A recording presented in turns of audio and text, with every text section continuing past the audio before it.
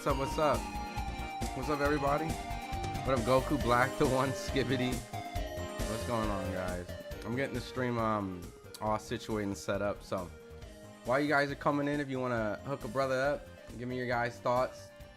We're gonna pretty much recapture this whole entire shenanigans of a Friday night, right?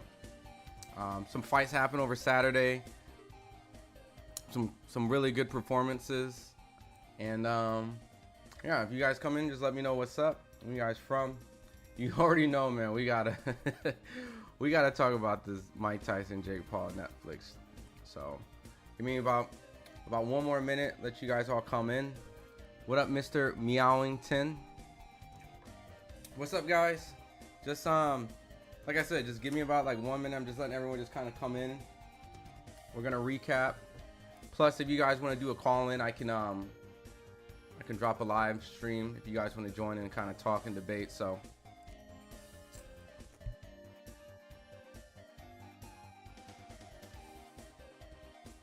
what up, Raider Nation?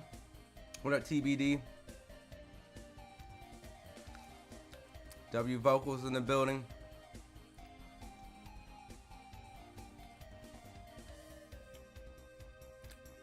See a lot of you guys coming in, so a few more seconds, I'll start the stream. Won't be a crazy long one, but you know, we got to talk about it, man. We can't ignore what just happened over the week.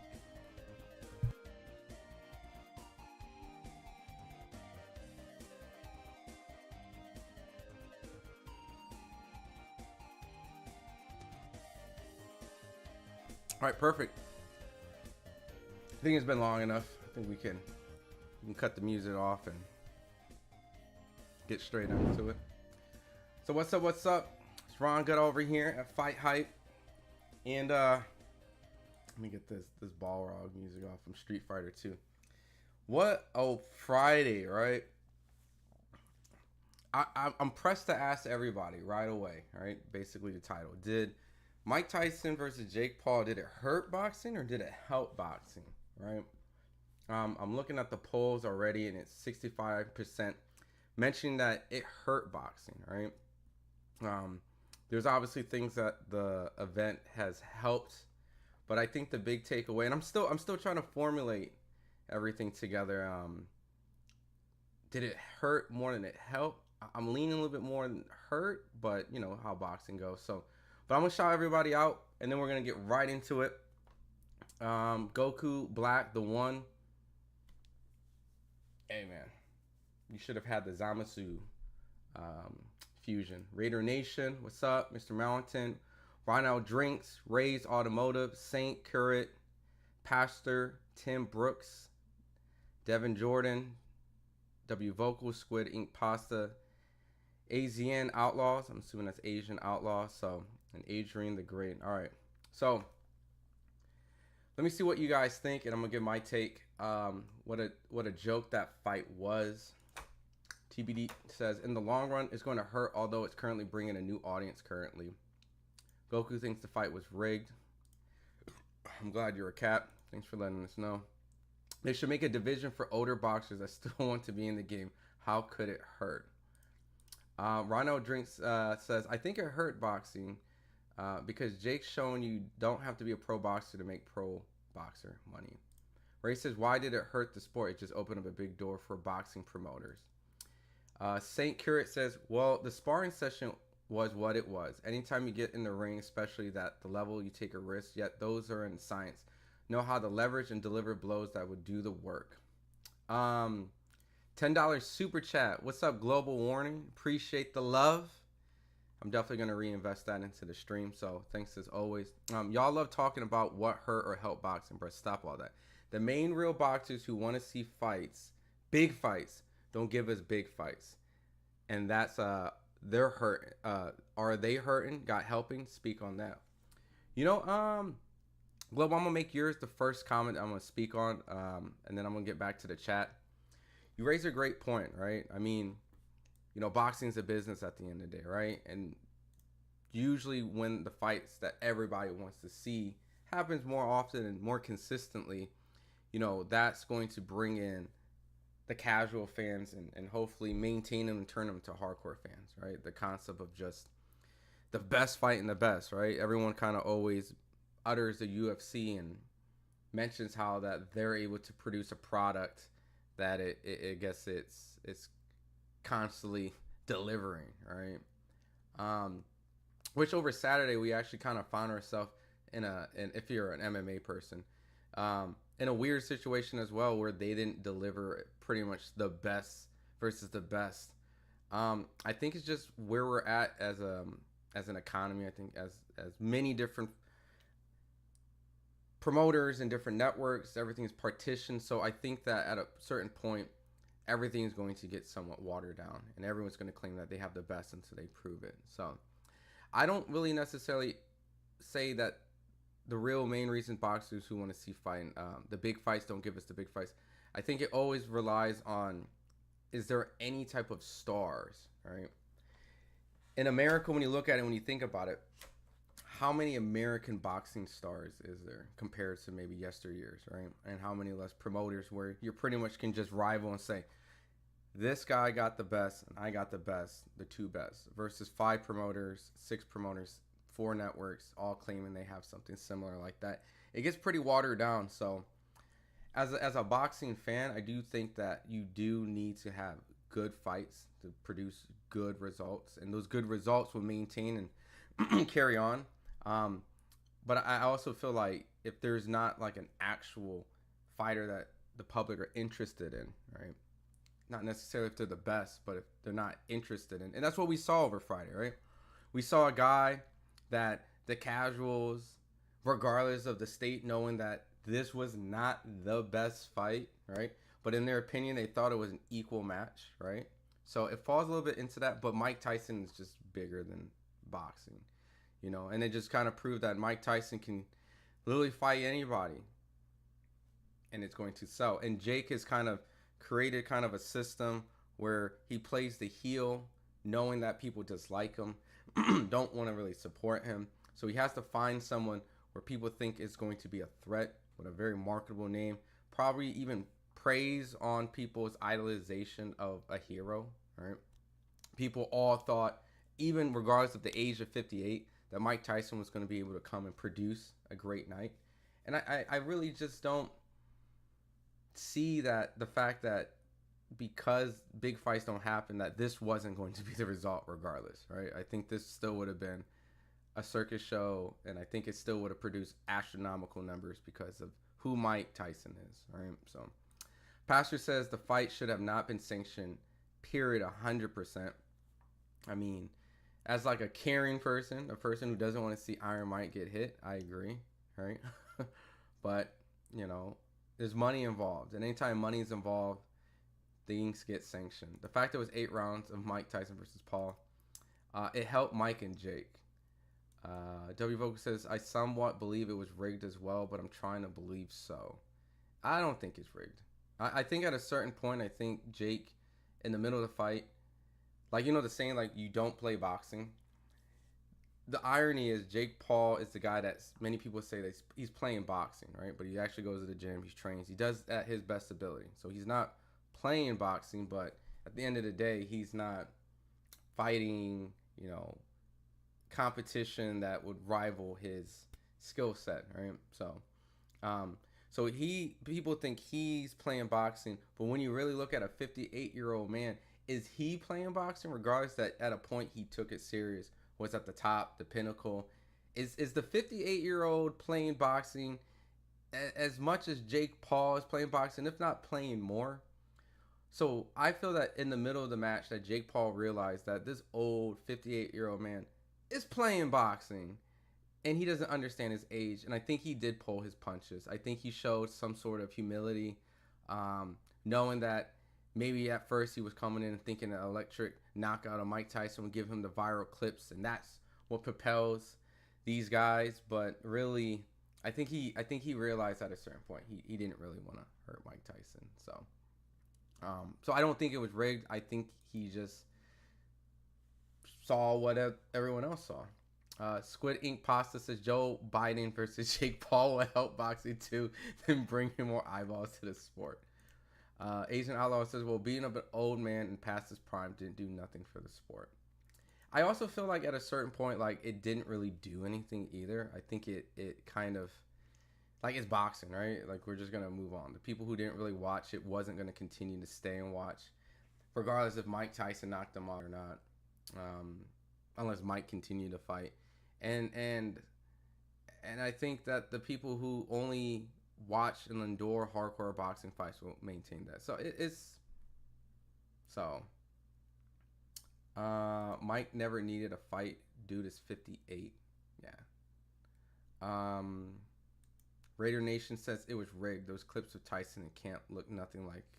I mean, you kind of knew that was going to happen though. Like, anytime you see edited clips, and when I mean edit is, if no one's showing the full workout, right? We saw the full workout the week of the fight, and it didn't look like the clips. So at that point, we were already, I don't know, aware of what was potentially going to happen. Like it didn't change the result in my mind. I always thought a 58-year-old man was going to be a 58-year-old man. I mean, it looked exciting the first minute. It gave me some sort of potential that maybe some drama can happen in the first 50 seconds. But think how crazy it is in an 8-round fight that only relies in 50 seconds, and then now it's going to take a big shit. So, Don Chill, you're funny. What up, Mixed Master? What's up, bro? Mike said he had 20 blood transfusion. That's wild. So yeah, let me see if I can screen share this. If you guys didn't see, Mike Tyson the following day went on Twitter, and some of you guys may or may not have Twitter. Mike Tyson went and said, "This is one of those situations when you lost but still won. I'm grateful for last night. No regrets." To get in the ring one last time. I almost died in June. I had 8 blood transfusions, lost half my blood, and 25 pounds in hospital, and had a fight to get healthy to fight, so I won. To have my children see me stand toe-to-toe and finish 8 rounds with a talented fighter half my age in front of a packed Dallas Cowboys stadium is an experience that no man has the right to ask for. Thank you. Hashtag Paul Tyson. And he's referring to when originally the fight was supposed to happen months ago. He I can't remember exactly what the polls he pulled out, which led to Jake Paul having to fight guys like Mike Perry and stuff. He was forced to pull out because he had due to an ulcer flare up. So that was already concerning, right? And a lot of people still bypassed this information, his age, and still thought, hey, it's Iron Mike. Right, it's Iron Mike Tyson, and it's amazing what idolizing and reminiscing. Like we're only like in that age where like reminiscing has become a problem. Right, like it's good to go back in the good old days, but to think it's going to fix the problems that you have today, like I can't stand this dude Jake Paul, man. Mike Tyson will come and save the day like he always does, and like knock him out. It's not it. Like it's just not it. Romy says it helped, brought more eyes to the sport. That's fair. Since I actually did have that screen up, we had a lot of reports going out saying that Jake Paul, Mike Tyson, the fight, Netflix says 60 million households turned in the historic match. So if you break this down, Steven Espinosa put a tweet out like 60 million households, meaning that there's more than one person in that household, meaning that more than 60 million people have watched the main event. And they also kind of said 50 million households globally tuned in for the females co-main. Same concept, probably more than 50 million people have tuned in to watch the fight. So it definitely had the visibility. I mean, doesn't mean necessarily it doesn't mean it's great. Does it help it? All right. I'm sure there was a great turnout, people watching the presidential election. Doesn't really tell you, does that help or hurt future voting, right? It just tells you a lot of people have watched it. So, and the accessibility, it was on Netflix. You just turned it on. You didn't have to pay any more than the subscription that you already had. So it's hard to kind of take this information besides the fact that, yes, you got 2 very well-known people fighting each other on a subscription-based platform, heavily advertised on a click away, which barely worked. It barely worked. I'll tell you this. People were in my chat on Friday making jokes like, and our watch along that we normally do for fights, saying, "Man, it looks like I'm watching on Game Boy. It looks like I'm watching on N64. It looks like Pixel. I can't." And SNL Saturday Night Live did pretty much a segment on it, very short, and it was funny because they said Jake Paul and Mike Tyson teamed up on Friday to help defeat everybody at home. And it kind of felt like that. I felt like nobody walked away from that viewing and was like, damn, that main event, everything about that was so worth it. Sitting there struggling with the buffering, watching an Asian 58-year-old man get punched in the face, not getting the satisfaction of Jake Paul getting taken out, and let alone feeling a little dirty inside. And just kind of playing, you know, some horror movies in the background would be probably less intimidating than knowing that Mike Tyson had 4 or 5 more rounds to get out, knowing that he could get stopped. So it was a pretty ugly sight. I'm not gonna lie. The fight was pretty bad. It's not gonna be rewatched, and the Netflix servers have got completely destroyed. And I've heard a lot of people complain about maybe not wanting to resubscribe. So, who's gonna win? Ryan Garcia versus Jake Paul. I don't think that'll ever happen. Squid Ink says the new audience isn't going to stay for real boxing. They're here for good time, not a long time. Stop the cap. Yeah, I think their audience is their audience, right? I think when certain people text me on fight nights, it lets me know what type of fight it is. Is it going to be one of those fights where everybody who never watched boxing is going to tune in, or my hardcore buddies? And my phone was completely full of text message on Jake Paul versus Mike Tyson. I'm sure you guys too, or I'm sure when you guys were looking amongst your social media, Facebook, or even just coworkers and things like that, you were like, this is the most I've heard anyone talk about boxing, right? People's girlfriends, maybe the chick you were texting on the side, whatever you guys do, people's aunties and moms, whatever it is. I think at a certain point, everyone realized, all right, everybody's going to watch this. So those same people have no clue about boxing. And when they didn't get the result that they liked, right, they're going to say it was rigged. And I'm not saying people who do watch boxing doesn't have the idea that it's rigged, right? Because, it's all about the money, right? But the casual denominator for the casuals, right? Not the hardcores. Most of them just kind of took away like, yo, Mike sold out. Like, Mike sold out. They can't even process the idea that the 58-year-old man who just had an ulcer flare-up could have just potentially been not good enough to compete at a level of a YouTuber who's been training in boxing for about almost 5 years, right? I do think the takeaway also was the co-main was great. I think everyone who tuned in for the co-main had an amazing, great time. I think people who don't watch boxing, especially women boxing, had a chance to watch a good old slugfest. And it kind of had ugly moments with headbutts, which slowly you can tell ended up favoring Amanda Serrano as the people's champ. She lost the fight. And I know that a lot of hardcore boxing fans, like the nitty gritty, might have thought Katie Taylor won the fight. I know a lot of pro fighters on social media defended Katie Taylor as the winner. But a little bit also felt in my side that Amanda Serrano won the fight. I didn't have a scorecard, but she won the fight, and the public thought she won the fight. So you also have to take in factor that, yes, it was an amazing fight, but when the co-main delivers a fight, which was really exciting, but the average casual fan walks away thinking, oh, of course, boxing, give it to the other person, right? When it seemed like everyone thought Amanda Serrano won, at least from what I thought, all right?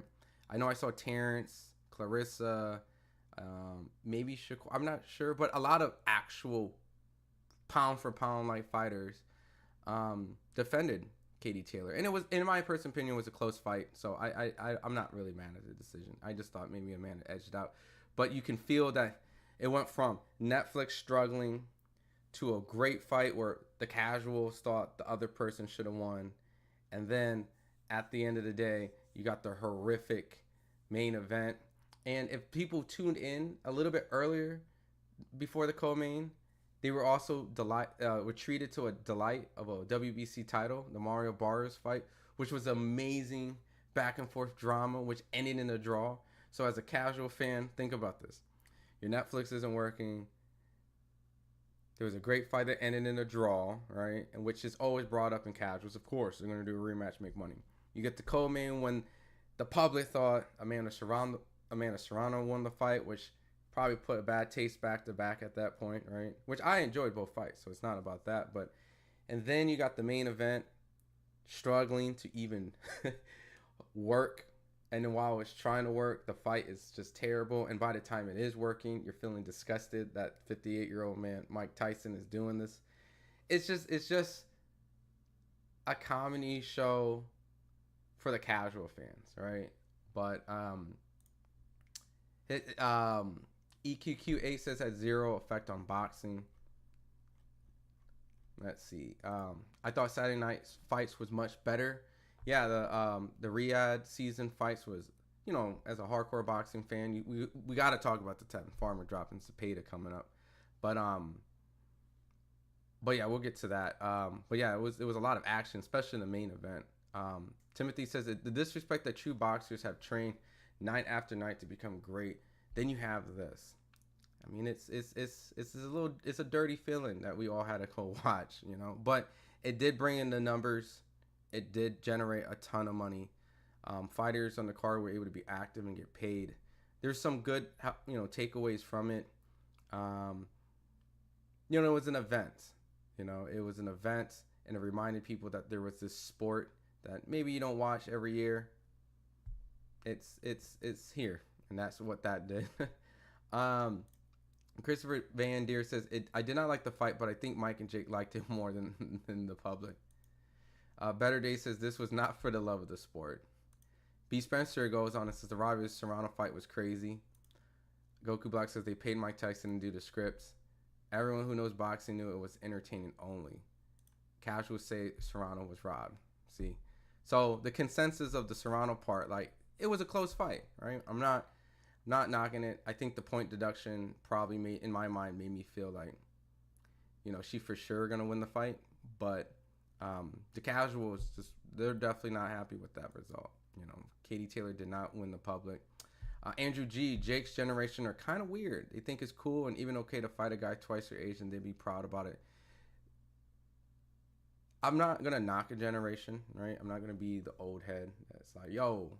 But I do feel like this social media age has created an obsession for attention, and that the idea of the attention is kind of the end all be all, right? Where you can masterfully create moments where everyone is familiar and learn how to monetize that and repeat that has been kind of the constant cash grab where kids nowadays have kind of looked at that as a potential career.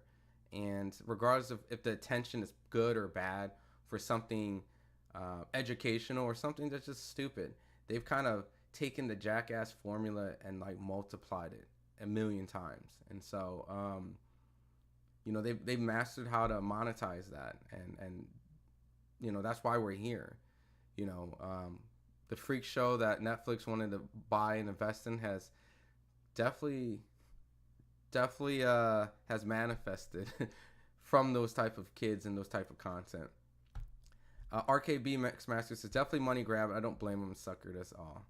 I mean, I was trying to tell people that I thought Jake was going to win, and I first originally thought by knockout, but by the night of, when I was talking to Hasim Rahman Jr. on the live, and he was telling me, Jake doesn't really hit that hard. And I'm like, really? But he's knocking out, guys with a good right hand. But when you look at it, maybe the right hand hitting on older MMA fighters doesn't really register as true power. He's also sparred Jake with 14-ounce gloves, so he knows exactly what 14-ounce gloves feel like. I think they may have headgear, so it's not originally the same thing, but he said he didn't really have power, so I moved my pick from knockout to distance, and by all means, I think Jake could have knocked him out, but I think there was a mercy going on. What up, Attorney Bailey? What's going on, man? I believe that Mike was limited by contracts what Mike can do. that was definitely not Mike's style of boxing. Following and studying Tyson for years, not Tyson at all. I mean, Tyson at the age of 58, just my humble opinion, was never going to emulate anything close to stuff he was doing prior. I mean, we saw him in the Roy Jones fight.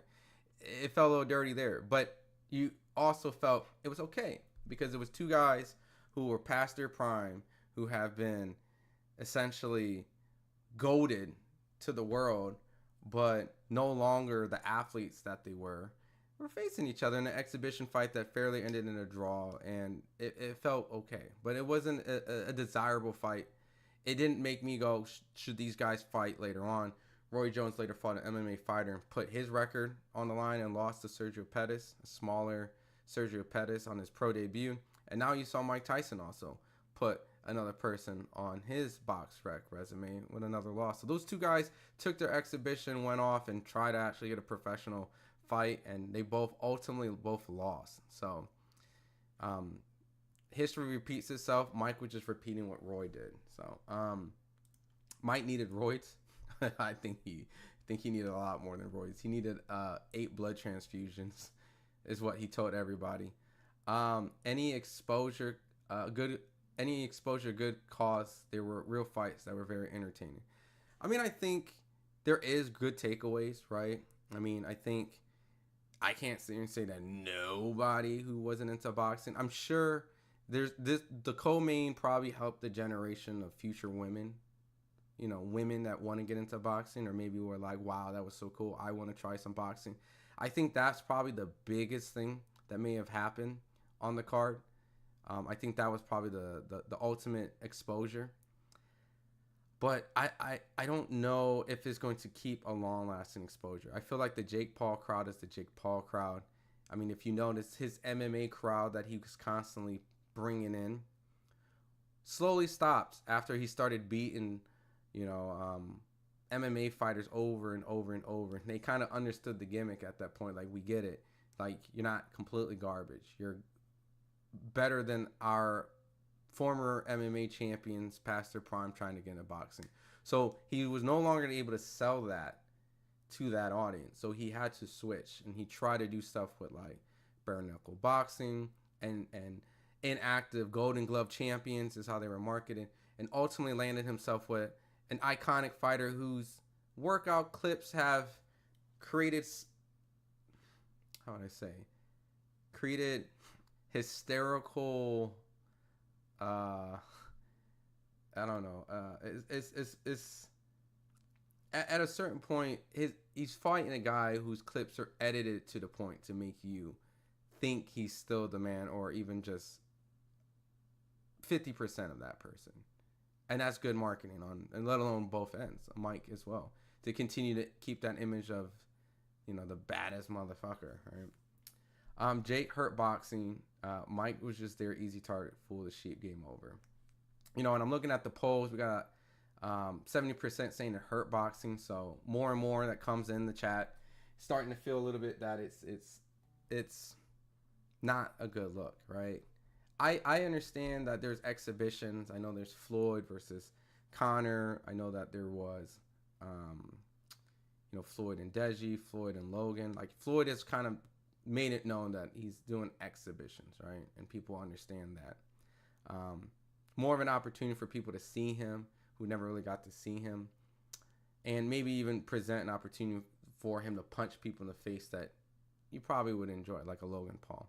But to a point, even that has worn off, right? From the Conor McGregor, which is the biggest MMA icon that they had over there, which had the whole boxing MMA debate at its peak, right? Conor was at his peak, and coming off of his 2-division championship fight with Eddie Alvarez, and now you had this huge rivalry built off of fan bases and maybe even race. That was an ugly fight, like promoted wise, but even that has worn off, right? So these things can't keep going on, and I think that at a certain point that Jake ultimately has to fight an opponent, and maybe it might be the Tommy Fury rematch, but even when he did fight Tommy, he lost, so he's at the mercy of Tommy. The promotion of Mike and Jake was just the best part. But the John Jones fight against Stipe was far more of a spectacle than Jake and Mike. I mean, at the MSG, right, you got a guy who's, what, 41, 42, who's been inactive for X amount of years, waiting for an opportunity to fight John Jones John Jones, Francis Ngannou winner. He got the Francis fight and got brutally knocked out. It was pretty much set on the sidelines for a long time. MMA had their freakish show as well. Yes, we had a spectacle of the idea of the most defended heavyweight champion, right? Which they goat that as the best heavyweight to do it, which is subjective and very weird how they just say multiple title runs determines the longest heavyweight title defenses was what, 2 or 3. Doesn't really give me a lot to really be like stamping like, all right, not a long rich history. But John Jones going on and fighting, which you also saw visibly was not the same Stipe Miocic, which ultimately, even if it was a better version of Stipe, I would assume John Jones would win that fight. But this week was constantly on Twitter, 2 fights that nobody asked for ended up being 2 fights that everyone still was going to watch. And regardless of what was the result, you still felt a little, even watching Stipe John Jones, you didn't really look at it and were like, man, John Jones is just completely outclassing this guy who's in his prime. Stipe Miocic, sorry, I just drifted off of MMA for a sec. No, I'll move on. John Jones fought an opponent who pretty much retired. Like, I'm going to do this one more. I'm going to see if I can do a Hail Mary. And if I can do it, great. If not, I'm retiring, which he retired in the octagon. We got that same thing with an Asian 50-year-old fighter who should have said the same thing but pointed at Logan Paul and said, I might do one with you, which I agree with Logan. He was like, motherfucker, I'll kill you, right? And essentially saying, I won't pull my punches on you. So at a point, you look at this weekend and you kind of went, man, this got to get better, man. As hardcore fight fans, this has to get better. It was too many steeps against Mike, and Mike had a bad knee. Yeah, he had a knee brace all week. That was definitely not that's not what you want to see on a fighter going in the ring. Even the walk to the ring looked kind of bad. Even Jake Paul made fun of Mike. He showed a lot of respect for the man that's not in his prime, and that was close to 60 years. E, what up, E? Why Mike not throw more? Because he's 58, brother. 50 Cent versus Jake. What up, Ava? I watched it several times, seeing Mike pull on his punches. Man, props to you for watching it more than once. I couldn't get through it just watching it one time. But I don't think he pulled his punches, man. But that's just my opinion, you know. Mike is back to smoking weed and taking shrooms 24/7. He probably should relax and enjoy himself. Mike didn't throw more because he couldn't throw more. He's 58, right, Joseph? Mike needs to stick to 15 seconds YouTube shorts. I even think a little bit of this Jake Paul fight even kind of killed some of that allure but it didn't kill his pockets, right? At the end of the day, Mike is walking away handsomely with multiple millions, if not people I think claiming and reporting up to 20 million. As a father, you just give it to your kids and their kids and their kids. So he's setting his family up for generational wealth. I can't be mad at that. So that's one amazing takeaway from that, from a guy who probably was supposed to be a statistic from where he's at. Now, ultimately, giving his family some of the most generational wealth, some of the most generational wealth that a fighter can give in modern day.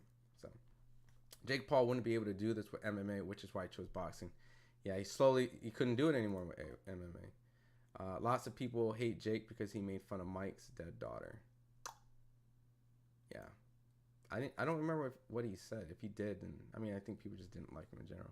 C6, what's up, brother? You could tell Jake knew Mike didn't have nothing from after 2 rounds, and he had a good heart to not stop Mike. I felt Jake was pulling punches, you know. He did enough to win the round, and I think he had one after the 3rd round. I think he put it on him, but after that, I think in one more round to kind of like solidify, like, I'm not gonna lose. Let me make sure I ain't losing. But outside of that, Yeah, I think he had no legs, none. Like he was just quicksand. It was almost to the point where Mike's reflexes was good enough to get away from certain punches, but wasn't able to respond to it. And at a certain point, he was just getting tired. Wow. Charlie Zionov versus Jake Paul. I don't want to see that. Crazy. Jake couldn't KO a 58-year-old man who had. I think he held his punches back, man. That's why they let him fight. Transfusion weakening issue. Yeah. Let's see. Only about 5 million actually watched without buffering. Mr. Quick can't believe Tyson lost. I can. It should be illegal for a man that's almost 16. I mean, it's Texas. Texas is a state that was willing to take it, and don't be surprised if Texas do more of these. Looney Tunes, Taylor Serrano was good. What up, Edwin? It's just the format for boxing. In the future, it's kind of effed.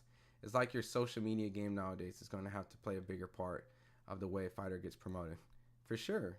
I mean, you see Ryan Garcia, who didn't get the accolades, but the popularity was able to get him mega fights.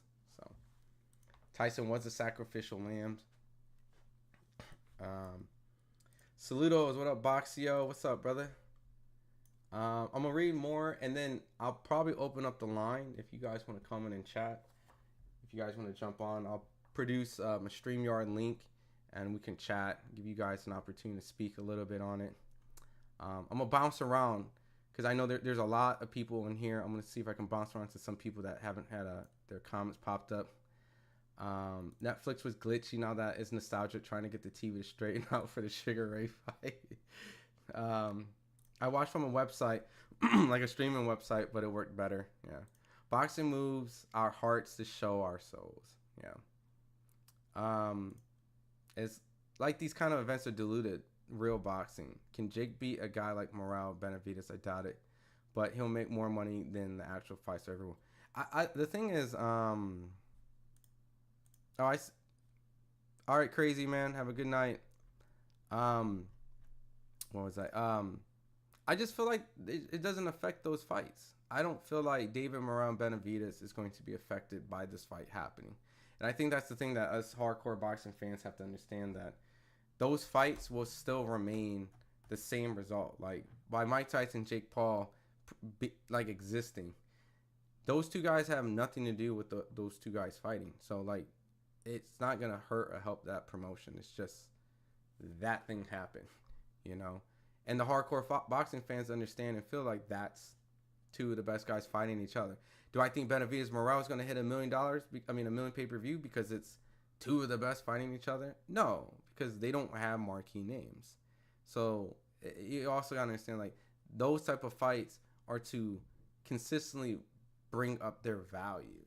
And eventually, at a certain point, they can reach a level where they can make a big fight. But it's not going to affect or hurt.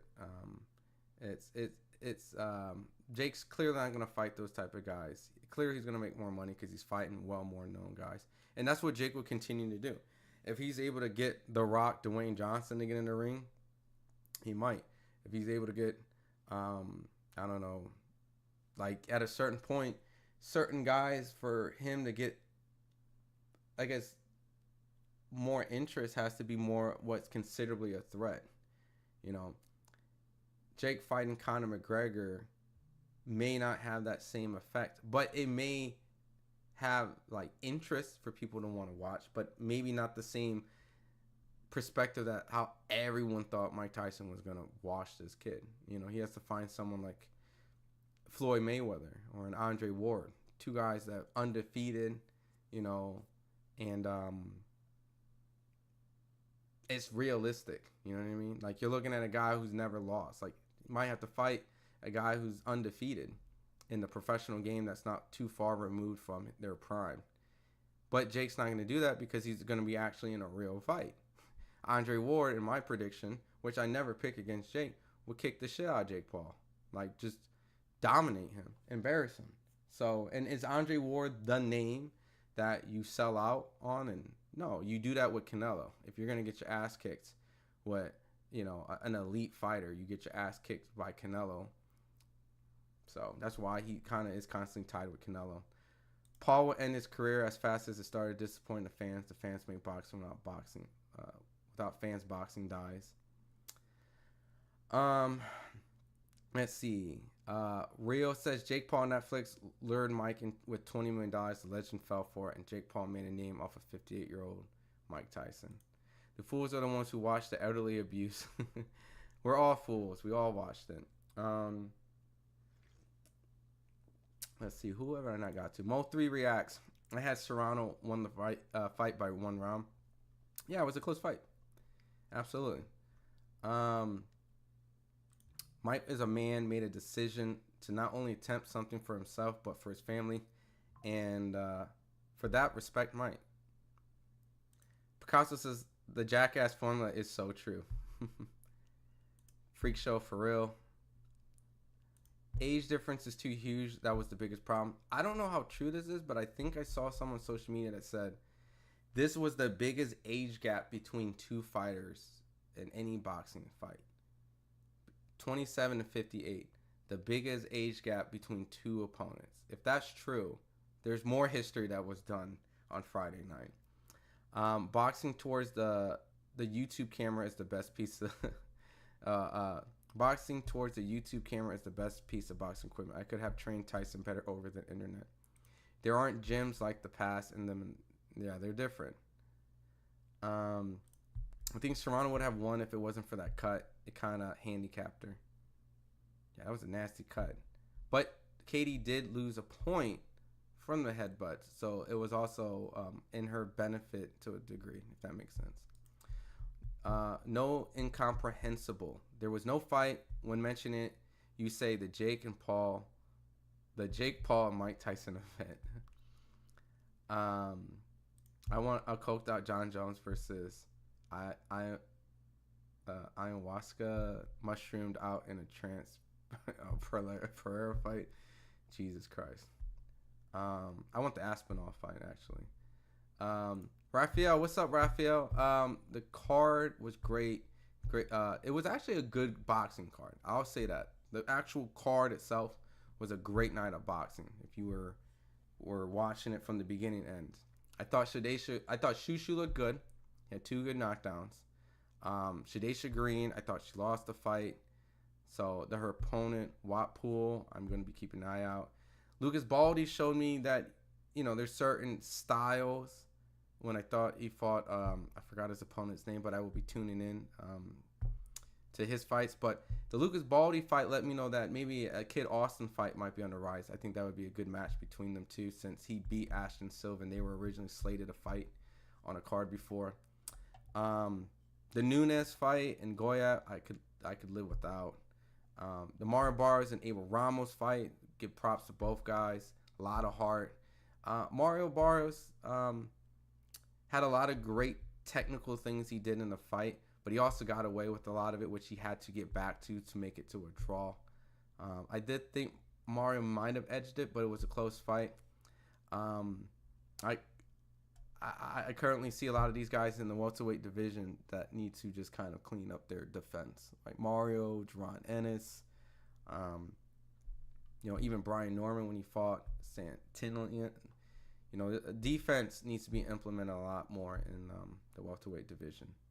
So that's what I got. Welterweight division still up for grabs. Boots might have the most possible chance because of his athleticism and his gift, but he took a lot of punishment too. So I don't think you can edit that much. I think Tyson had a little more in him. Floyd Schofield Sr. already said that contracts Jake Paul offer are a WWES. Oh, that's interesting.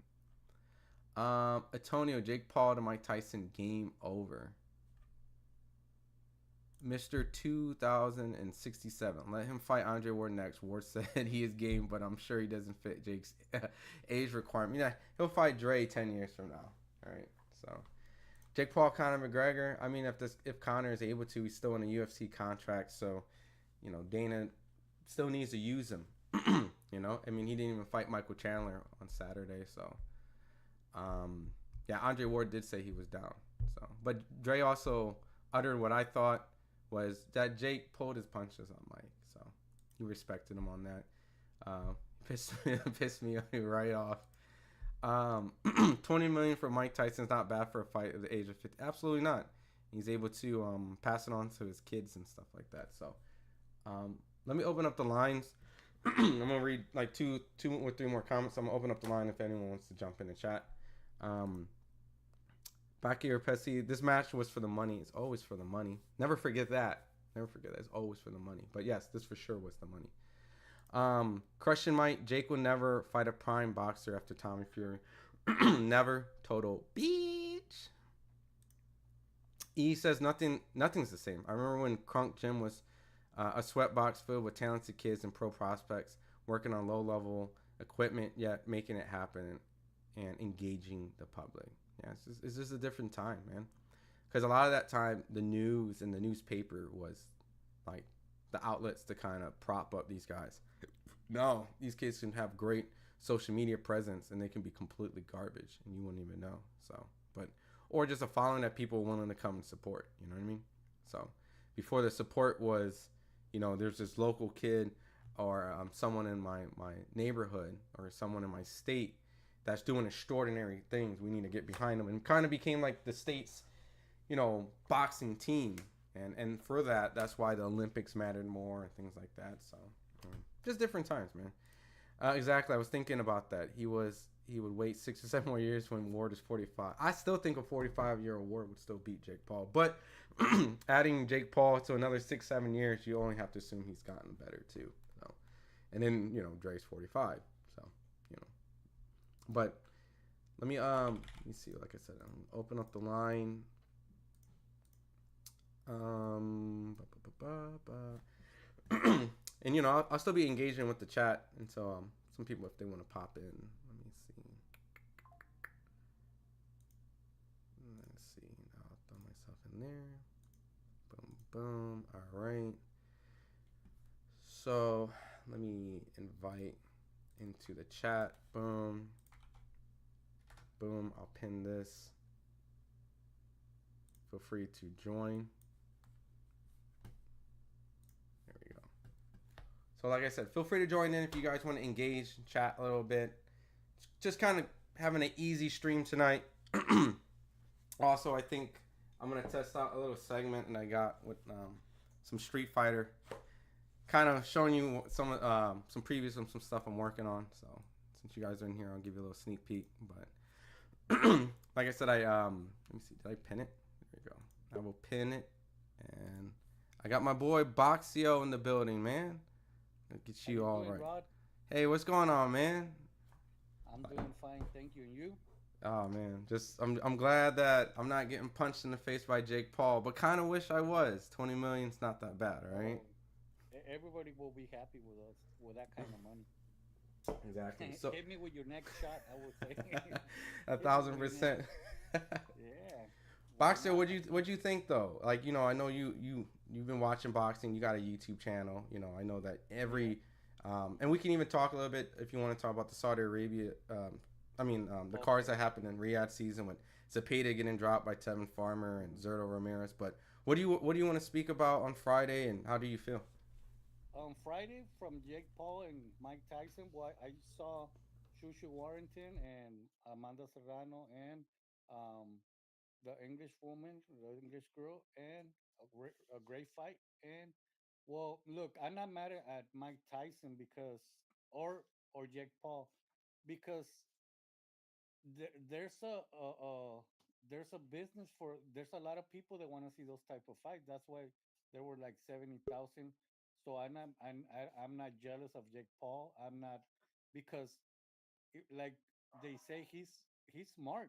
If like it or not, he started with the UFC, knocking out guys on the UFC. Then he went to the boxing, and obviously it makes some people boxing fans because he's getting a 58-year-old Mike Tyson, and people get mad, but he uses that to sell.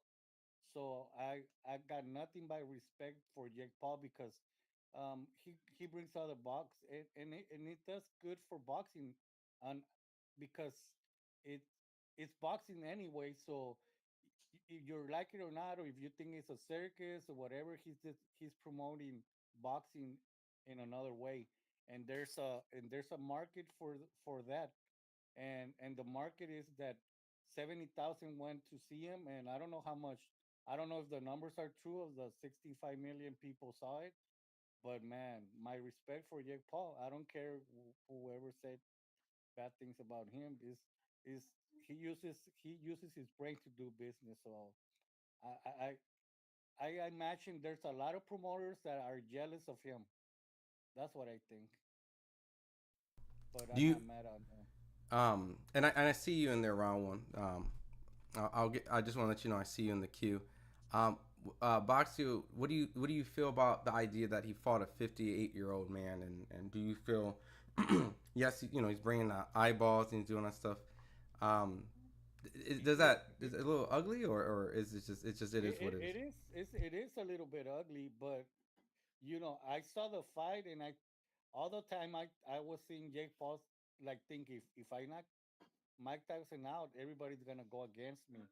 So I think he didn't want to him knock him down. But anyways, nobody knows the truth about that because we're not the businessmen. So I'm not Mike Tyson, I'm not Jake Paul, but it's honestly I don't like it, but I still see it. So at the end of the day, is the even if I like it or I not like it, it counts the same because you're gonna watch it. So that's for me. That's my answer for that. Um, but Mike Tyson went up and fought, so that's his decision. So mm, that's Mike Tyson decision. So um, that's the only thing I could say about that. I don't know if it's wrong, is it bad. We the what it counts is that both. If I think if you think that it's good, if I think it is bad, we both are gonna watch it anyways. So that's what it counts for me. um, oh yeah, I forgot I think they said you're low. Let me turn you up. Yeah, my bad. All right, cool. I want to make sure I got your levels right. So, in addition to all that, Boxio, there was a lot of fights that happened on that undercard. There were some fights that happened on Saturday. I'm sure you watched. Hmm. Um, Yes. William Zepeda got dropped. Yes. Zerto was in a slugfest with CBS. Of course. Um, Katie Taylor, Serrano, Mario Bars, and Abel Ramos. Is there a certain fight that you wanted to highlight to talk about? I Because I know that one of them got you going. Okay, I got two from South Arabia that I like. It was Tevin Farmer against William Cepeda and Zurdo Ramirez against Smith. Um, what I like about boxing, I don't like to trash another boxer. I like to respect the boxers. Let's see. I love the way that Tevin Farmer fought. He fought like the old boxing style of American boxing, slick and fought. It's slick and stay on the inside. That's what I like about the old style of American boxing. The the Sugar Ray, the uh, I don't a lot of boxers like that. But um, what I like about that fight, all the punches they threw, William Cepeda threw a lot of punches. Um, Tevin Farmer, the same thing. Obviously, William Cepeda more, but I like the endurance of a 38-4 fighter like Kevin Farmer and the endurance of William Cepeda because those both of them um, receive a lot of punches and both of them had a lot of resistance. So I like that about the boxers. That's what I take about the fight. I don't take that. Oh, William Cepeda got dropped. No, I look at other things, not on the I don't like to bully nothing. I like to see and respect of the both fighters, and I look of the intensity of the fight. The Kevin Farmer received a lot of to the low body and William Sampeda too. So that was a really really hard fight, and um, both have the same stamina at the end of the fight. So it's nothing but respect for both of them. That's what I take. That's what I like about that fight. Um, I ain't gonna say, oh, William Cepeda got dropped and he got discovered. No, I don't look at that. I look at other stuff. And from Zurdo Ramirez, well, he's another Mexican that unified, and I like that because it was a really hard fight because the Englishman, man, he received a lot of punishment, but he had a punch, man. He had a really, really punch. He was never out of it. Even if he was hurt, he was never out of that fight. But Zurdo Ramirez has we call in Mexico, we tell him a burro quijada. A burro, the shin of a donkey. Because that's how we call him, the shin of a donkey, because man, the other guy hits hard, man, and that's what I like about those two fights. That's the ones I like in South Arabia. Awesome. So Well, that's all, perfect. man. Um, before I let you go, Yes, because I got someone next in the queue. I know you got a yeah, YouTube channel. You want to plug it? I know you do insights and stuff like that. Where can they follow you yeah. at? Boxeo Atomico, yeah, but I do really little right now in my channel. I'm with other guys in another channel, and it's doing really well. But in my channel, I do sometimes. But thank you for having me here, man, Rod, and thank you for and all your attention. The way you are, I like the way you are. You're a really methodical person, and I like the way you handle yourself. So thank Oh, you very much. I appreciate it. I appreciate you constantly being here and supporting. So looking forward to you coming in more and more. The more you jump, come in, the more I bring you on, and we'll just have a lot more fun. So appreciate it as Thank always, you. man. God bless you, man. Thank you. Bye. All right, and right before I bring you in round one, I just want to just highlight two comments for a sec. Appreciate you, real six. Yeah, I'm super nerdy, bro. I got a whole wall of Funko Pop, so I'm mad nerdy. And then thanks for I think B Spencer was telling me the volume was low, so I was able to adjust that. And yeah, the Tevin Farmer dropping Zepeda was a great fight. It was definitely overshadowed with all this stuff, but you know, there's some drama that happened a little bit on Twitter, so I'll get into that a little bit later. But I'm gonna bring my boy in round one sports talk. What's going on, man? How's everything going, man? What's up, brother? How you doing, man? How Good, you man. doing? I know this is the topic, man. We had a passionate conversation I think maybe like a week ago about like the idea of like where boxing goes, right? Obviously, Mm-hmm. I think you did some amateur boxing. You got Yes. all the belts and stuff in the back, so very prestigious, right? There's all this the integrity of the boxing. What did you think about Yes. Friday, and the Mike Tyson Jake Paul? I think it was amazing, an amazing night for boxing itself.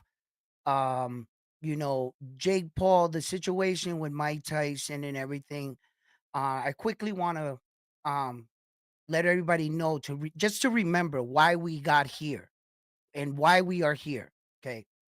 Once upon a time, Logan Paul fought Floyd Mayweather. Okay. And one time, his Logan Paul and Jake Paul were on a podcast, and they asked him, "Yo, what have you done more for the sport?" And Jake was saying, "I did this, this, this. I've done better things in boxing." And Logan said, "Whoa, whoa, whoa, whoa, whoa! I fought Floyd Mayweather," and he shut him up right there. He couldn't say anything else. A few years later, lo and behold, all of a sudden, Jake Paul's moving mountains to get Mike Tyson in the ring. Why? This became a pissing contest between two brothers to say who did more in boxing. Yo, we were just some kids sitting on a YouTube channel and we came over, and you mean to tell me you made it possible to share the ring with one of the greatest legends in all of boxing, Floyd Mayweather? So Jake Paul went and said, "I'll do the same." Now his brother lost that fight, and even in defeat, he can honestly say, how many men can say they shared the ring with Floyd Mayweather and not being a professional boxer? You mean to tell me you were successful enough to pull that off? Hats off to you. So then here comes Jake Paul, and he one ups his brother. He says, "Not only did I fight a legend, right? But my legend was the heavyweight champion of the world. And your legend fought at 154, 147, 140, 135, 130. Little guy. At least I fought the former, undisputed. So it was like two brothers wanting up each other. Now, as far as the fight, let me ask everybody here in the chat. Let's be honest. Anybody offer you $20 million to fight Jake Paul? Do you say no? Let's just start right there. You put a bag full of money in a 50-year-old man that once had millions, and now he's only telling his kids about the hundreds of millions he had because he's not really there. And then all of a sudden, here comes this guy, and Netflix goes and says, yeah, we'll take the fight. Now, if you're thinking Jake Paul wanted all the glamour and all the eyes on him, you would be wrong. Because let's just keep in mind, he pitched the fact to Netflix, I would like Amanda Serrano to headline. And Netflix says, we're in. The only way we're in if you and Mike Tyson headline. So let's remember that Jake Paul did try to put Amanda Serrano and Katie Taylor as the headline. But the Netflix wouldn't go for it. So, and then the fight kicks off. Yeah, man. And unfortunately, Father Time is undefeated. And Mike Tyson, and I felt like, Mike can, shuffle and whatever. But Jake Paul did what a lot of us thought he was going to do. He was going to utilize his legs. And if anybody's thinking that Jake Paul made Mike Tyson's night any easier, you would be sadly mistaken. I know what it looked like in the last 10 seconds, but make no mistake, Jake Paul was trying to knock Mike Tyson out. When he saw he couldn't do it, he took the higher road and said, oh, let me show like class. Let me show like at the last 10 seconds of the fight, bro, when you were stinging Mike Tyson's head and it was going back and forth and we saw Mike Tyson wobbled, you didn't show him no mercy. You tried to attack him. And Mike Tyson caught Jake Paul with one good shot. And Jake Paul went back to the rope. All of a sudden, he didn't come back in no more. It was a 1-2 straight down the pike, back out. And he saw Mike Tyson even had a knee brace. He couldn't barely move. We saw his age. He was basically defenseless in there unless you gave him the opportunity that you came in close. So Jake Paul was trying to knock him out. Then at the end of the 10 seconds, he was like bowing and stuff. Okay, you share the ring with a legend and you put a couple dollars in his pocket. So I'm not going to be mad at you. They say, Mike, what did Mike Tyson get out of that fight? $20 million. So real quick, And you know what? I'll let you finish, but I just want to ask one question. This is my last thing. Mm-hmm. You also got to take into account that now Jake Paul's little streak, every fight he's been in, he either knocked down or knocked out his opponent. What do you think his friends are telling him now? Bro, you couldn't knock down a 58-year-old man? And you want me to believe that he was going to give up that record of at least knocking down every opponent, but yet he wasn't trying to hurt Mike Tyson. All right. So, with the title asking, did it hurt or help boxing? I think in short terms, do you think it helped? It helped because, okay, let's think about everything that took place. The Netflix contract, Netflix is now in on boxing. That's huge. The events that were put on, we got title defenses. We got a great fight out of Amanda Serrano. I don't like who won in the fight. We can get into that later. But we also got great fights on the card, real boxing matches. These men were paid handsomely through Netflix. Mario Barrio, I believe, made upwards of $3 million when they only offered him $2 to unify. So I believe it was a great night in boxing. Look at all the eyes. And you got to remember that sometimes some of these fans that are speaking out about what they saw disliked in that Jake Paul fight, a lot of old head Mike Tyson fighters, a lot of new fans, and I think, look, for the numbers that I guess allegedly it did, right? How could we say that was a bad night? My other question is there was a lot of fights, right? We got Amanda Serrano, we got Katie Taylor that happened. We got Mario Bars, Abel Ramos, Shushu was in the card. Throughout the weekend, Tevin Farmer fought Zapata, dropped him, back and forth action. Zerto versus CBS, Barboza beat Ramirez. Outside of the spectacle of the main event of Friday, was there any fight that caught your attention that you would want to talk about? Amanda Serrano and Katie Taylor. I don't think that the right person won in that fight. I don't think I'm being biased. I don't know how you could not be awarded the cut. It was deemed a headbutt, be deducted a point for a headbutting, blatantly be I'm using your head to grind it in her eye and everything. And then on top of it, I believe Amanda broke a record for most punches landed in a female fight that night. With all that into account, like, and you still don't win, there were no knockdowns scored in the fight. That's basically a 10-8 round fight. You're trying to tell me that Katie Taylor just whooped her ass the entire fight? Like it wasn't. It was just. Um, I don't know how you just gonna outland a person by that much, And then, I always remember and I remind the fans too about how they judge it: effective punching, forward aggression, et cetera, et cetera. You know, um, I think that Katie Taylor did enough in the later rounds, but not enough to win the fight. I think she was getting the best of Amanda in the late.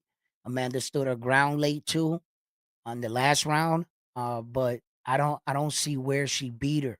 As far as the William Cepeda fight and Kevin the Farmer situation, um, that was a situation where you saw Cepeda actually come out and outwork him. You saw Farmer start to deteriorate. Cepeda, that body work was relentless. So you can see where the momentum shift even after the knockdown. See, I wasn't mad over the decision so much because he was outworking Farmer and it was becoming a pattern. And you could see where Cepeda was coming back in the fight. But in the Amanda Serrano fight, I didn't see her come back. I saw her in a competitive fight. It was just too close back and forth with a point deducted. I was like, wow. Would you want to see a trilogy? Obviously, seeing the fact that many people I think don't know if Serrano. I want to see her get robbed the third time. So you thought she won the first and the second? Yeah. Hmm. The entire world thinks she got robbed the first time. And now we feel like she got robbed a second. Okay, okay. You know what really gave it away? You know what really gave it away for me? When the fighter thinks they lost. When they announced Katie Taylor's name, she was so shocked. Look at her reaction. Yo, she was like this. She was clapping for Amanda like this, going like this.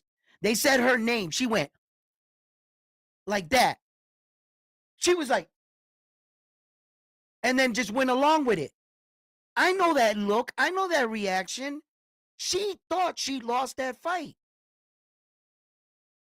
And I was like, wow. Like, okay, look, I love boxing a lot, and I've already, for myself, and I'm speaking for myself because I've already embraced it, situations like this and moments like this in boxing, and I know they come right along. And I'm not going to allow one fight to determine my view on boxing or whether I watch it anymore because of an outcome of one fight. I've learned that. I've become stubborn sometimes in my way, but I have to also know that this is part of the sport. And unfortunately, Amanda, man, if you didn't want to go to the scorecard, you got to find a way to get her out of there. You got 31 knockouts. You know how to knock a girl out. I think that Amanda and her corner, when she suffered the cut, the very next round, she went out there and played rock and socket robots with her. I thought she needed to buy her corner a little bit more time to try to, close that cut up a little bit more, stop the bleeding. You as a fighter, you got a responsibility. You got to protect that eye. And Amanda just went full throttle. She went out there and she was just and she kept hitting her and rubbing her face on her. And then the referees blatantly coming in between the two girls and telling, Katie Taylor, yo, stop it. I'm watching you do it. Like, stop rubbing your head on her eye. Like, stop it. And it was more than once. So she's a dirty fighter. She got her cut by an illegal shot. You didn't outbox my girl. And then you get a point deducted. Like, where do you win? So she wasn't just beating Amanda Serrano. It wasn't like Amanda Serrano was on the ropes and we were feeling bad for her. She was in a fight. And I don't know. I don't know. I don't know. Well, round, um, obviously, a lot of people thought Amanda Serrano won the fight, and obviously, with all the stuff that was in her favor of it was MVP promotions, they put a lot of money. I know that they probably, if they fought a third time, will probably make a lot of money. So if they do, I'm sure you'll be watching it, and I'm sure Oh, that absolutely. I'm gonna and, I'm and gonna watch probably it because you could best believe when Jake Paul fights next, a lot of us are gonna tune in. And you could also guarantee almost that a man, unless some hair dye goes in her eye, she's probably gonna fight that night with right on the side of Jake Paul, because that's absolutely. been the thing. So, um, as your title states, was this good for boxing? Yeah, yeah. You know why it was so good? Because when controversy is either good or bad, it still has us talking about it and has a lot of the fans in these chats. So even if they're upset, what are you talking about? Right? The event. So you could have a you know, but what happened after every Floyd Mayweather fight? People would be like mad and this and that. But what they want to see, they wanted to see somebody beat him, right? And the question still stands, right? They're gonna want to see make way for the bad guy, Jake Paul. They all the boxers are talking about it. Me, fight me. But yet he's bad for boxing. But yet this is a mockery. But yet let me be the guy to go in there and knock you out. You know? So, that's why I say, sometimes in life I can find myself angry at something, but talking about it. And even if I found myself talking about it, then the event did its job. You know, yeah, I could be talking about it with other people, my dislike, and through that, another person can get curious, go look it up, and become a fan. So there's a lot of ways we can view this. And if I'm viewing it, you know, he brought a lot of eyes to what sport? Boxing. If you didn't like what you saw, at least I hope they enjoyed the night, the card, the amazing card that was put on, all the men and women that went out there and put on a show for us, and they did. Bruce Carrington fought. He Round. looked, yeah, I'm gonna have to have you wrap it up. yeah, yeah. We'll get good with the. Where I can they get follow? carried away. No, I know. I'm just trying to find a sweet spot, and it's like I gotta. Where can they follow you on social media, and what's the last message that they could follow you at? I know you have a YouTube channel if they want to get a little bit more of you. Uh, Round One Sports Talk YouTube, Round One Sports Talk Facebook, Instagram, and Round One Sports Talk on Kick. Um, Thank you, Ron G. Listen, man. I was trying to convince you to change your pick. You know, I, you stayed with your pick. Okay. So send my cut. So send my cut in the mail. What? The Jake Paul was gonna win by decision? No, because I said that to change it in with Mike Tyson, so you would have also lost. But I'm jokingly saying send my cut because I was wrong. You Oh, know so what you I want some of mean? my money? Yeah. Yeah, because you were Fair. right. At least one of us was right. Yeah. You know what I mean? So Yeah. so so you stood with the deal. So Nah, just It's joking. boxing. We But get stuff right or wrong. But where can they follow you? Like I said, on social media. If they want to get a little bit more. I appreciate you coming in. no, Um, absolutely, absolutely. No. I let them know on YouTube and everything. And Ron G, man, it's always been a pleasure. Thank you for having me on, chatting and everything. And before I go, I just think that it was a good night for boxing, and I hope to see more fights. But Netflix got to get their shit together. It was their first boxing match, so I'm gonna give them. I'm not gonna hold them on that. It sucked seeing the screen all, but okay, hopefully, and they gave it to us for free. So what if you had a Netflix? I had a Netflix subscription, so it's for free for me. But you know, hopefully it gets better from here. All right, Ron G, man, thank you for having me on, buddy. Always, man. What You I think know, I need to do, I think I need to make a segment where I get people to debate, and I need to, how would I say, it? Put like a timer, right? And but yeah, I'll be yeah, able to yeah, yeah, mute. But you gotta get prepared for that to get that ready yeah. for that minute time. So Well, if you got a timer, then you start thinking. You I know what I know, I mean? know. You No, know what but I mean? but I But think I listen, think you'll man. be great for that, and I think you'll be ready for that. So Hey, we could do that, But it was a good night for boxing, man. Thank you for having me on, always, man. man. And keep doing your thing, brother. All right. And Appreciate you. everybody, please hit the like, and if you haven't already, subscribe to Ron G here at Fight Hype. And thank you. I'm out. Awesome. Yo, Ron, also make sure when you pop out, read the chat. There's a couple shots being fired in the chat. So you might have to Really? you got there's some comments at you, so Oh, go in there all and, right, and, all and right. go get I ready to gotta go fight. check it out. I gotta go check it out. All right, All one. right. Thanks for jumping and supporting, brother. All right. Awesome. I love you. I got a lot of love for Ron, and I say this as humor. If I don't stop the timer, Round is like an Amanda Serrano. He will keep punching the shit out of you. I feel like that was probably your amateur style as a fighter when you were coming up. You probably had a very tenacious, in your face, constant, like a barrage of punches. So I wanted to get some of the chat involved and read some of the comments. I saw a few. I let Ron know a little bit. I saw some of the stuff about. I had to sneeze. Some of the stuff saying that he's biased. You got the Puerto Rican flag and back like that. Um, just the stuff about the man of Serrano and Katie Taylor. It was a close fight. They were both close fights, and I had a sneeze in. I wasn't really mad at the decision. I did feel that the momentum edge, like I didn't have a scorecard, right? Anytime someone says they don't have a scorecard, then I can't give an actual valid like winner or loser, right? Just because someone landed more punches in CompuBox doesn't tell the story that maybe this round this person landed a lot of punches and that's where a lot of the punches came from. Wasn't Which I'm not saying that was the case of the fight, but CompuBox doesn't show how the punches are broken up over the X amount of rounds. So I thought it was a close fight. I thought Amanda edged the second one. I thought Katie Taylor won the first one.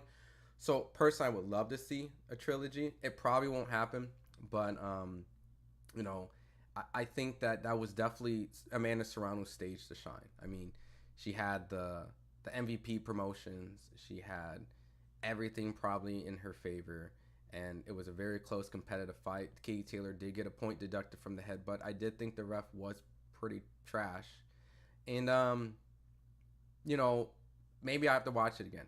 Guys like Terrence Crawford and Clarissa and all these other people thought Katie Taylor won, and it was been very consistent. A lot of boxers thought Katie won, but a lot of the fans thought Amanda Serrano won. So it's pretty much divided. I have to watch it again. Am I gonna probably watch it again? Probably not. It's not gonna change the result, but I thought Amanda Serrano won the fight.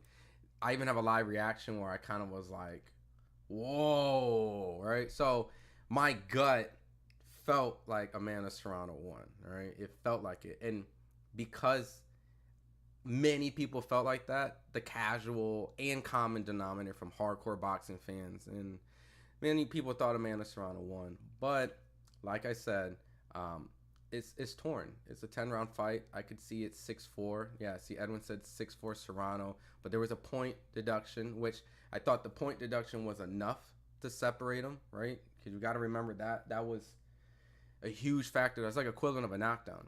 And then let's see, the fact that the guys gave Taylor both of the fights. They probably won't do it the third time. It sucks. School of Skills says, stop it, bro. She got robbed. I mean, it's the common opinion, right, that she did get robbed. But, like I said, a lot of people thought Katie Taylor, who's a professional boxer. So it makes me kind of go back and reflect. Like, maybe I didn't see what they saw, like what's Terrence Crawford's relationship with Katie Taylor, all right? Like, I don't think there is one. So for him to think Katie won, I think Shakur Stevenson also, I don't know. It was just a good fight, you know what I mean? And 359 says Katie Taylor won, no excuse. I think someone else said, like, the white chick won. So you can see there is actually a debate, like, there's actually a debate. So, like I said, I didn't score it, so I can't actually provide, like, round by round what I thought. I'm just going off of just the momentum and what I kind of felt.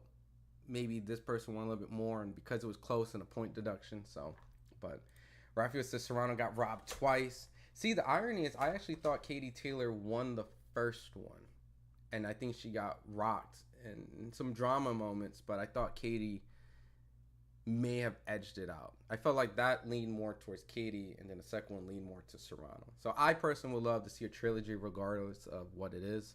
And I think the public, regardless if it's 2-0 and Katie, they would still want it. But the question is, does Katie want to do it?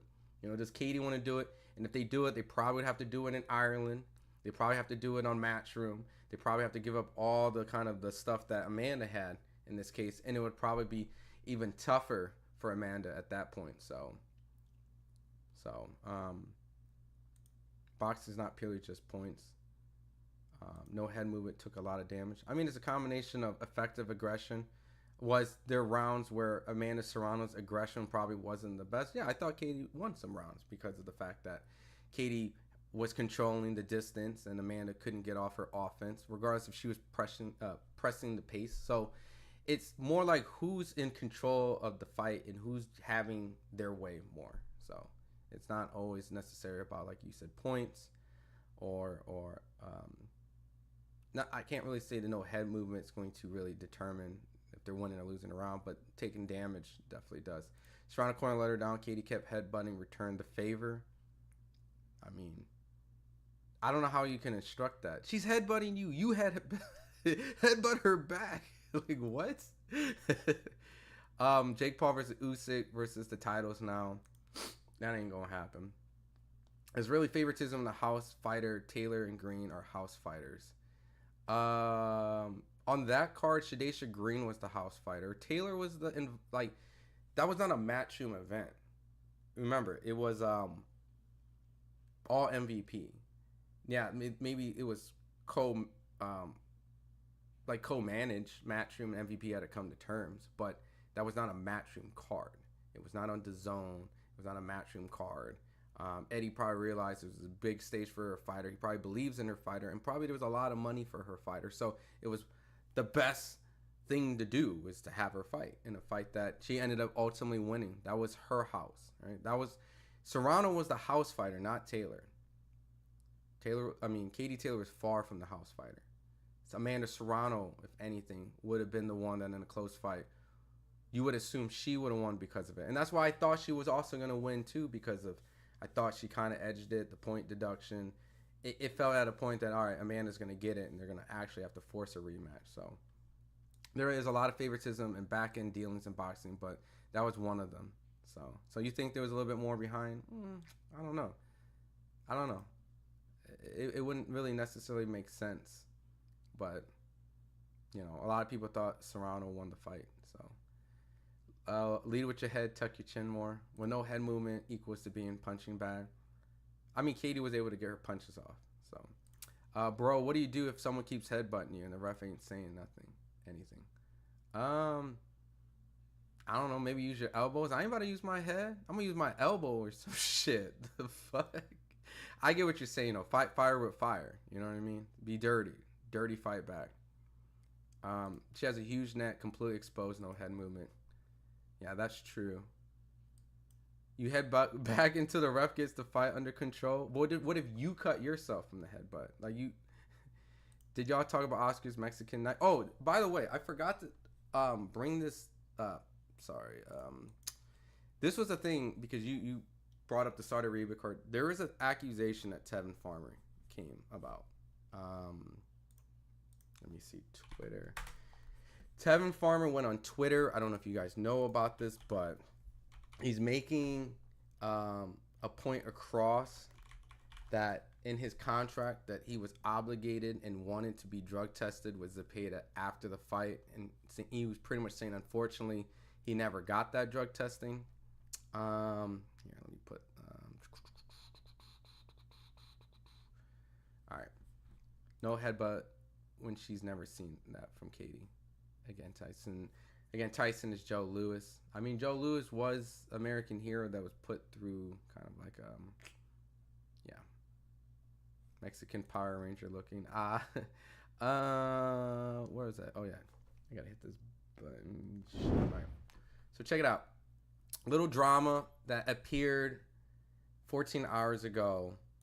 Tevin Farmer, after having a very close competitive fight with Zepeda, who ended up dropping Zepeda. And every other championship fight on the card was drug tested. Why not me and Zepeda? I have so many questions. I kept asking before the fight. They told me after the fight, oh, we were short-staffed. How? It was only 6 fights on the card.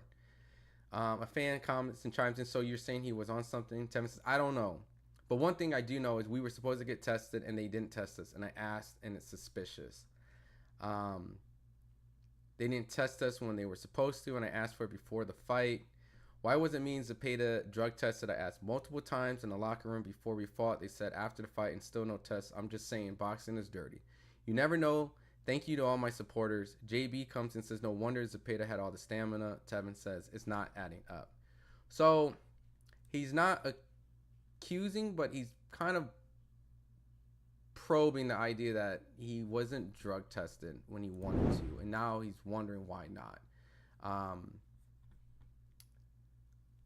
I'm not putting a coat on Zepeda. I don't know. I wasn't there. But if Tevin Farmer claims in Saudi Arabia that in his contract, this is all the stuff he's put on Twitter. If he's claiming that in his contract that he was supposed to take an after-fight drug testing and he was told that it would happen and it never happened, and when he questioned, they responded saying, well, we were short-staffed, is extremely irresponsible, and that is completely ridiculous if that is all true. And for that, there needs to be some sort of probing for future fighters to make sure that Zepeda and Golden Boy don't make this type of blase or because at the end of the day, not saying that Zepeda is on something, and I'm not saying the potential that ironically Tevin could have if he wasn't drug tested, because people said he didn't have power and he was able to drop Zepeda, right? Tevin looked great in the fight. So it's obviously in his benefit to have his opponent be drug tested if he lost. But it's also in Zepeda's benefit to make sure that Tevin Farmer gets drug tested too, to make sure that Tevin wasn't on anything, to kind of draw in not defense, but why he may have been dropped, right? People were like, yo, you got dropped by Tevin Farmer. They get drug tested and Tevin had something in his system, then it validates the idea of like, well, that explains why Zepeda got dropped. So they both need to get tested. Unfortunately, it sounds like it's not going to happen. This was in Saudi Arabia. And for Shakur Stevenson, who faces Zepeda, which at the end of the day, I'm not here to debate who won the fight. I thought it was a great fight. I thought Tevin was fading the second half. And Zepeda was definitely winning, I guess, in that sense, in a very close fight. It was close. It was close. Could have gave it essentially either or. It was split. And so, but Oscar was dressed like a Pancho Villa. Zepeda's on that juice. Shame on Golden Boy. Zepeda was the A side. Yeah, it was in Saudi Arabia. It was a Riyadh season card. So Zepeda got that roid back knee. Tevin Farmer doesn't know how to lose. I mean, he was in a close fight with Raymond Muay Thai and now Zepeda. So it sucks, in his eyes. This was a big fight for Zepeda. No way they were going to let Farmer win. Farmer fought a great fight. A draw, at least scores were very close. I mean, if it was a draw on scorecards, there was a knockdown involved. So Clever in Time says, who cares? I bet anything Zepeda was tested, and at least 6 times, right? Because he's highly ranked. He's ranked number 1 in all 4 sanctioned bodies. The WBC makes sure that you have VADA. I've heard it's loose VADA, not the best VADA. Like, there's different levels of premium of drug testing.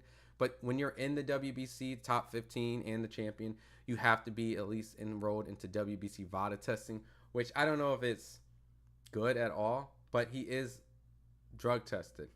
Drug tested after the fight. That's what Tevin Farmer is complaining about. So, we'll hopefully maybe see if we get some clarification. Probably not. And if anyone asks De La Hoya any questions, it's probably going to be something that doesn't really change the fact. So, Tevin Farmer had a great performance, but Zepeda ended up winning, and we're probably going to see Zepeda and Shakur in February. So, if Shakur Stevenson was kind of reading those tweets and stuff like that, might want to up the drug testing just to be safe. Not saying that that's going to be the reason why he wins or lose. It's just, just protect yourself, right? Just kind of a red flag that isn't necessarily true, but I wouldn't be surprised if Zepeda popped dirty. That back knee that he's lately had is very suspicious. Mexican Boxing says we rule boxing. Rafael says Zepeda looked like no monster. Vida is worldwide. Jake's boxing license expiring in Texas has been centralized. I saw something like that on Twitter. I don't know how true. I didn't really investigate. I think some people was posting it up, so I don't know how that works, unfortunately. Heavy hitter. Zerto surprised me. That was a great fight as well. It was a great fight, Tevin is being nonsensical. He said that all the other fighters were tested, but they were short-staffed just for him. Well, I mean, let's just give him the benefit of doubt, right? Because I get what you're saying, all right?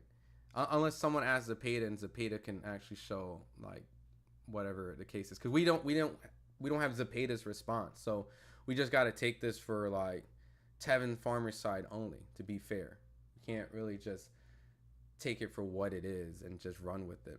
Tevin's coming out saying that in his contract he was supposed to get drug tests, and afterwards they didn't, and the reason why is because they were short-staffed.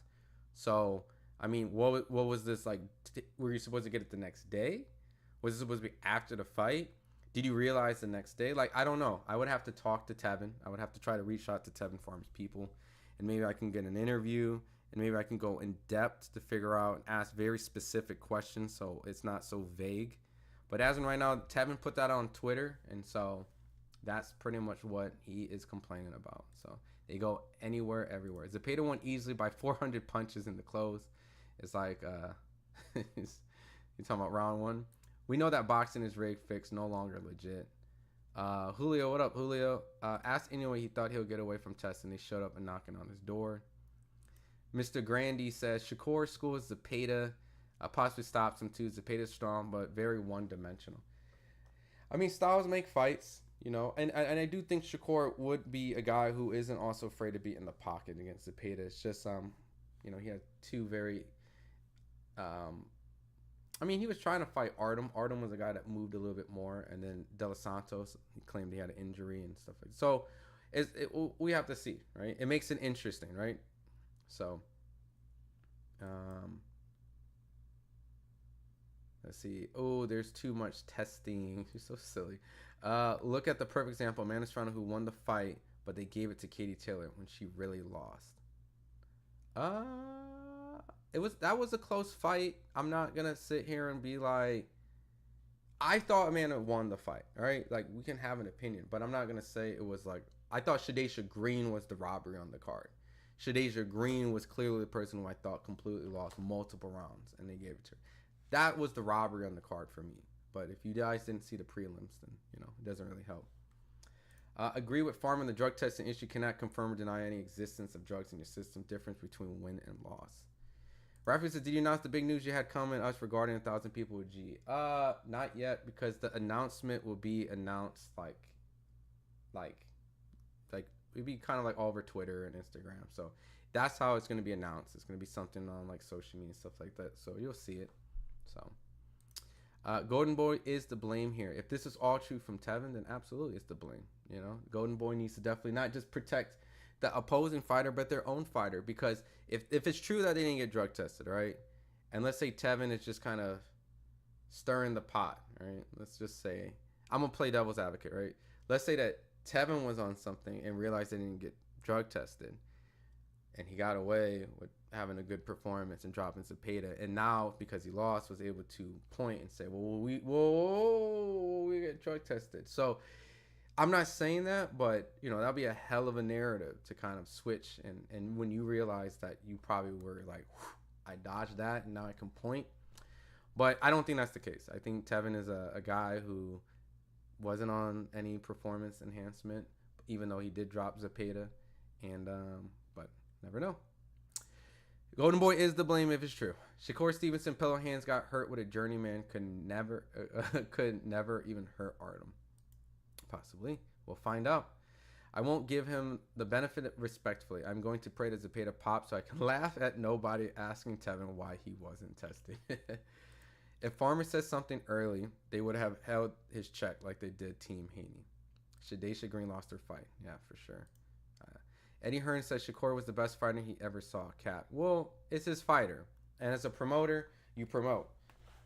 You understand, man. Like, it's not hard to be a promoter, right? And I'm not saying like they don't do a great job, and I'm not saying that there isn't hard work to be involved. But if you have a fighter, you don't do anything to discredit your fighter. You prop, hence promoting. Like, if I have a product that I want people to buy, why would I speak about the negatives? I would prop it up as the best thing ever. That's his fighter now. He's propping Shakur. There was an interview that I remember that Eddie told me that he was extremely boring. He told me this before he signed Shakur. He was extremely boring. Why would anyone want to like watch this guy, right? And why would Devin want to fight Shakur? He should fight other marquee guys with names, because belts and stuff like that don't necessarily feed. He's kind of talking, that. So obviously now it's changed because he has him as a fighter, so he has to promote. All these 140 guys need to fight each other soon, man. Tank, Teo, Loma, Shakur, Haney needs to stop the BS. Eventually.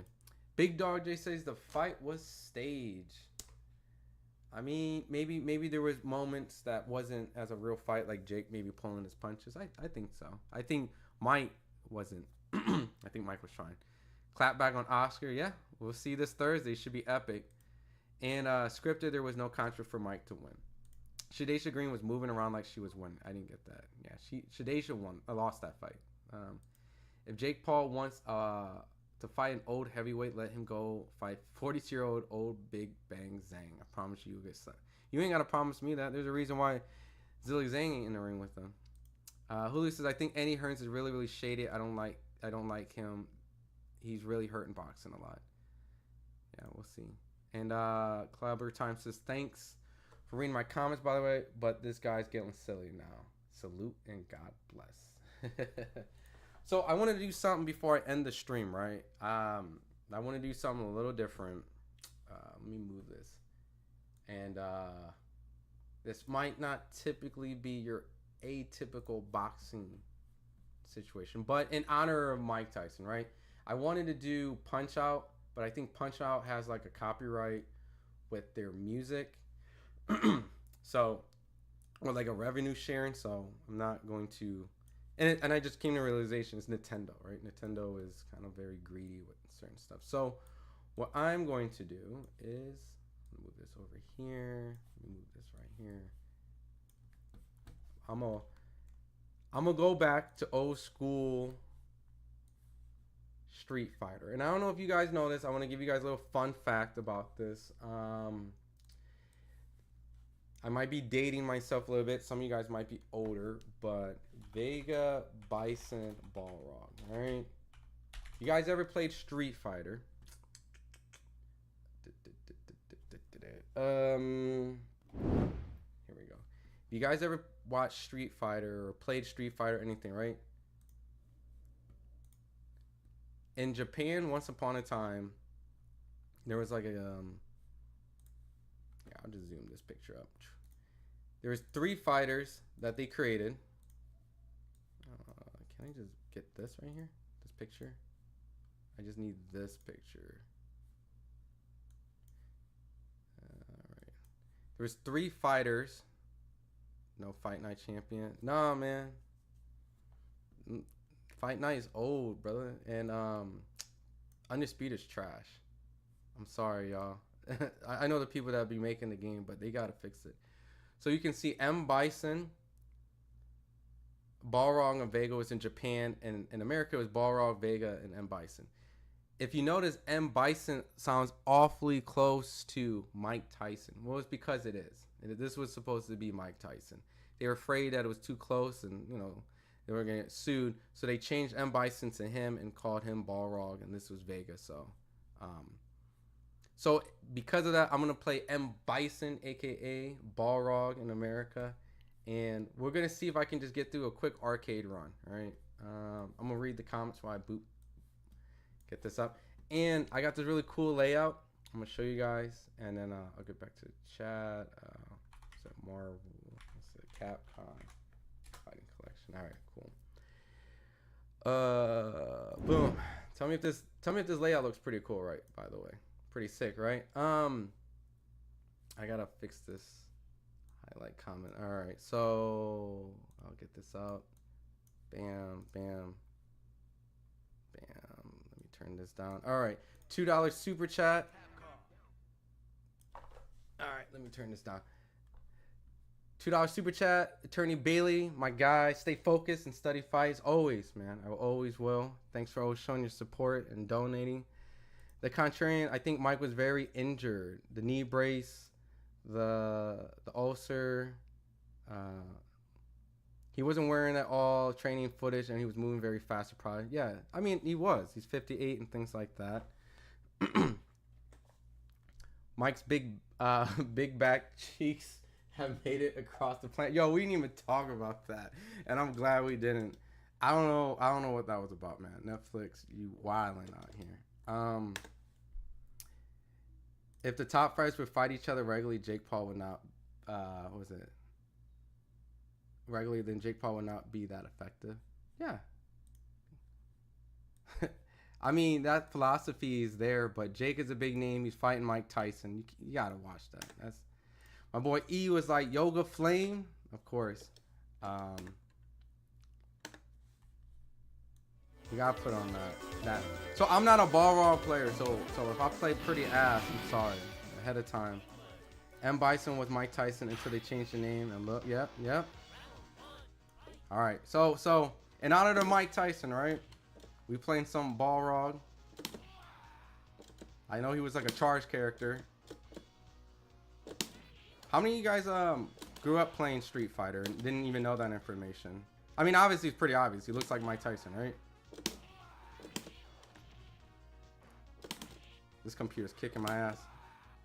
Yo, and back in the day, arcades was mad cheap because they were designed to just eat your quarters, man. What? She didn't die? So, yeah, no fight nights. No fight nights, man. Old school games. If I'm gonna play old school, I'm playing Street Fighter. So, if you guys actually see, there's an interview that Mike Tyson never even knew about this until like I think like maybe like 5 years ago or something, 5-6 years ago. He didn't even know like. So even if they didn't change M Bison, I mean I think he would have got away. Yeah, CPU was definitely a bully. They're quarter stealers, right? But yeah, this is in honor of Mike Tyson. I'm gonna do him justice tonight. Jake Paul, Zepeda, Ramirez, Oscar Duarte. Yo, we didn't talk about the Duarte fight. The Duarte fight was good. Yeah. I mean, it was a lot of good fights, man. A lot of close things. So I wasn't outraged by any outcomes besides Shadesha Green and the egregious Mike Tyson performance. But you see how cheap I'm playing and just try to. Oh man, this was the grappler, dude. Oh, I was trying to get my super off. Zerto was a beast though, man. Zerto was doing that thing. And we knew that back in the era. That's facts. We knew that back in the era. It's crazy though. How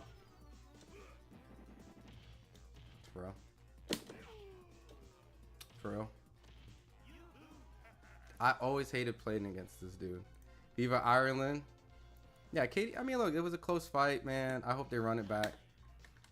If Jake Paul wants Canelo fight, let him go fight Kova at cruiserweight. It's easier to build a narrative run. It's if Canelo wants to do it, man. He don't have to do anything. Like, he's doing everything to continue to build himself as this hated guy. I don't think it would have changed. This ain't Tyson's cheeks ass. Yo, you wildin', bro. Hold on. What is? How you call me old for Fight Night Street Fighter? 40 years old. Yo, look. I'm saying it is old, but Street Fighter is a classic. Yes, I said that. Fight Night is cool. Street Fighter was a classic. It's the one that sets it all off. That dude is almost a bum. I can't call no fighter a bum that gets in the ring, but that guy is close. Hold on. This dude always grabs, man. Like, this was the Russian grab it. Oh my god. I feel like Tim Zhu right now, man. I can't get this Russian fighter off me, man. I'm getting scraped, boy. No! What the fuck? Tyson's a horrible performance. Oh, for sure. You grew up with Asteroids? Asteroids was cool, man. I played Asteroids in the arcades before. Yo, this computer is like input reading me, bro.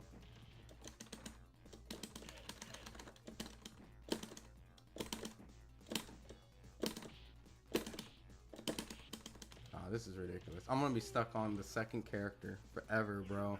This is Bakta Moyes. This is Bakro, man. Jake Paul picked someone active so we can see who really is, so he can really fight. He tried fighting Tommy Fury, it didn't work out. It didn't work out. Boo, I'm gonna be stuck on Bakram forever. Mike had them chubby curl cheeks. You're wildly. We gonna for sure ignore Street Fighter 1. Street Fighter 1 is garbage. Actually, funny story about Street Fighter 1. I don't know if you guys actually even seen it or even know what it.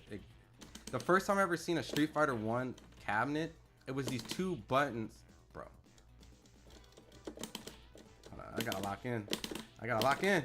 Bakram, get off me. No! No! By the way, I'm actually playing with a fight stick like the arcade, just so. I'm going through the arcade experience. If you ever had a chance to see the OG Street Fighter 1 arcade cabinet, it was two big buttons. They were one for punching, one for kicking, and they were pressure. It was heavy, medium, and light. The harder you hit the button, determined the input of it. So like the kicks and the punch. So when you saw the machine, kids were just slamming on it, and it was a cool concept until you had to keep doing repairs. This motherfucker. No. I went for the super.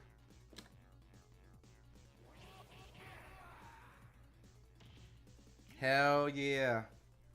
Take that, Bakram. But so the machines were constantly getting broken, and so they actually changed it to a 6-button layout. But the game was garbage, man. It was garbage. Now I'm fighting Inoue right now. Yo, like, obviously this was clearly supposed to be a world game, but you know, they definitely have some bad stereotypes in here, man. Like, I think Dawson's pretty wild. This is clearly Bruce Lee kicking my ass. I'm playing like the 58-year-old Mike Tyson.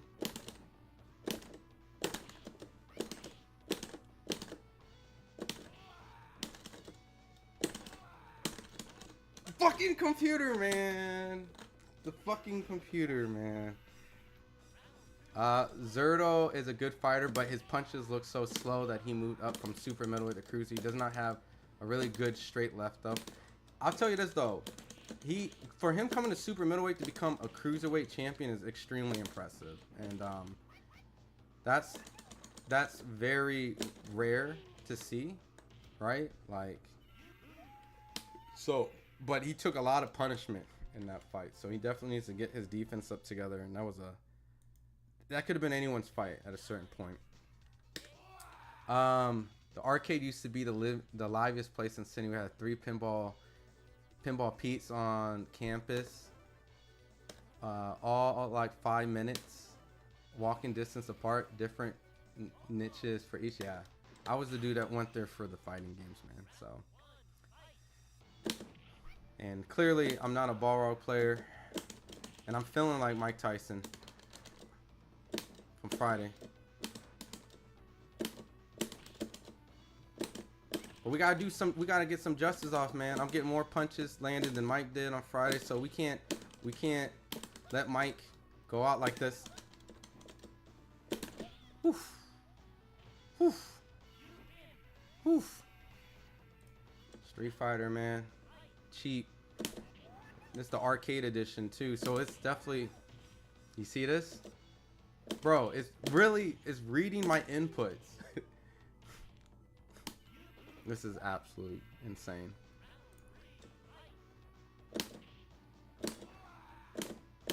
I'm training for someone too in these fighting games. Oh, wow. You feeling like Tyson at what age, man? This might be like Mike Tyson when he fought Roy Jones, right? Because Mike Tyson got punches off at that time. He didn't get punches off on Friday, so, but if I'm starting to feel like Mike Tyson on Friday. I always thought Street Fighter 2 had some of the best video game music too.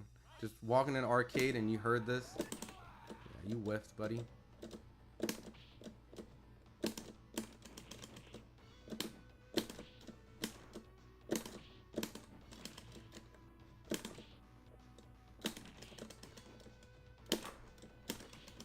Get off me, man. God dang. But I appreciate you guys just sticking around on a Sunday 9:27. Slamming the is the headphone ASMR. Is that too loud? Do I need to turn that down? You can hear me hitting the buttons, right?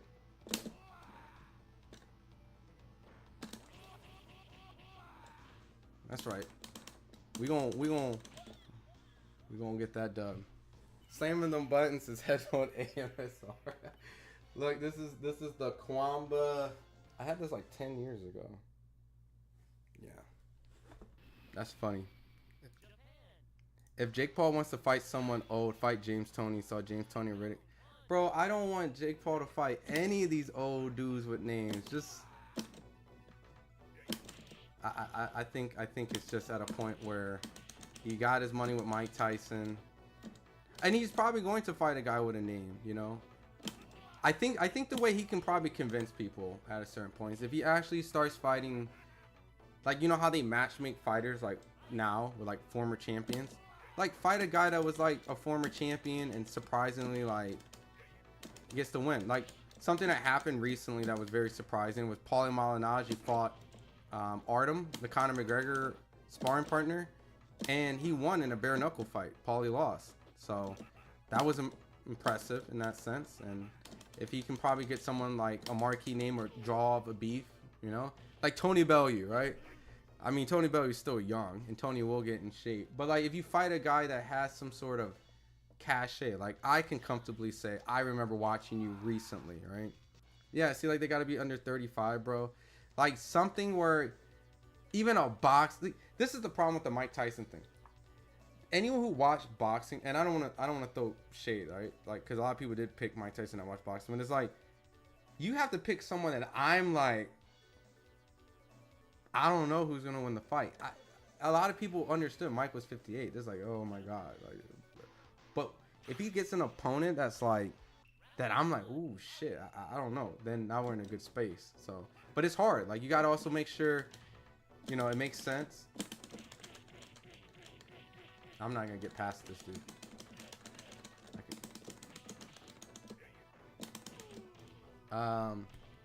They gotta be under 35. Keep doing the Sunday lives, good stuff. I appreciate it. I'm trying to diversify too. You know what I mean? Different form of entertainment. All right. Do you like the gaming stuff? You know, here and there. Is it kind of? Well, I mean, like fighting games. You know, and some old school Mortal Kombat. The HTO Silv guy on Jake Paul's team is somewhere crying. Yeah, he was supposed to be on that card. Him and Kid Austin were supposed to fight each other. So, Jake Paul versus Luis Ortiz, who wins? Luis Ortiz is 4-5. I would still give it to Luis Ortiz. That dude has a very accurate counter shot. So, and all it takes one. So, Jake Paul shows fight Deontay Wilder. Bro, if Jake Paul was able to beat Deontay Wilder, like, then boxing would be for sure in shambles. All right. But you know, the heavyweight was never a very, I don't want to say it like that, but it's like, it's very inconsistent. It was a lot of power, a lot of, you know, come on. Whew. He missed out on the biggest stage. I know he was sad. I mean, he got to win those fights. 64 in Cuban years. I think Lewis hasn't fought for some time too, right? So, I mean, that's the first key, right? Inactivity. Old inactivity. Been knocked out or lost in a fight recently. Oh. I know I'm not the only dude that hated this guy.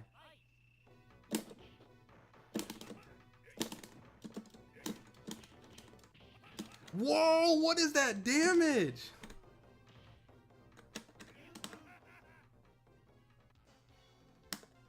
I don't know, guys. I don't know if I'll be able to get through this with Balrog, man. I was not a Balrog player.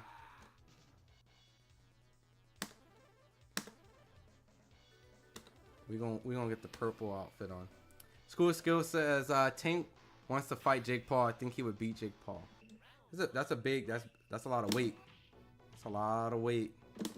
So I mean I'm not saying he won't. Just gotta be careful. I think Tank has the skill to, and that just proves the point. Like, Jake has a lot of options, a lot of people he can fight. You know, so the show ain't gonna end on an Andre Ward. It got to be on a big name, someone that's definitely going to be worth the financial ass whooping. Jake fights Tank, he'll have brain damage after. I think the moral victor at that point is you go the distance with Tank. Jake pissed off a lot of people Friday. You know what I mean? Jake gotta lose about 90 pounds first. I mean, Tank's in a position like, I don't need to fight you, and Jake's kind of in a position where he's like, I don't need you. So like, how does the fight even happen?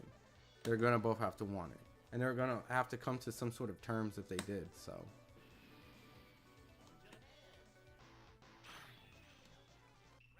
bro, I don't know how to get past this. I legitimately feel like I'm sitting in an arcade and you guys just over my shoulder watching my ass get beat.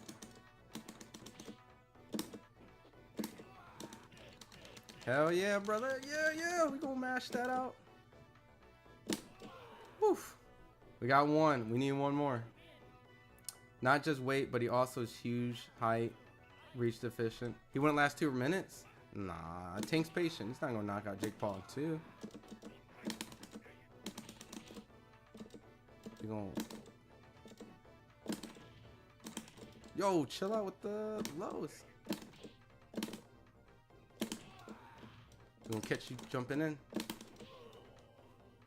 Patience. Patience. It just took me 5 times. Jake can come in at any weight he wants. Tank will beat him. I mean, I'm not saying he won't. I'm not disagreeing with that. It's just, why would Jake fight Tank? Would you think a bigger fight would be Jake and Canelo or Jake and Tank? Actually, I don't know. You could probably sell the Tank fight because it's like he's small, right? He's a small guy. And he's like, but I don't know if Jake will want to have like someone that's affiliated with Floyd beat him because, you know, he doesn't get along with Floyd.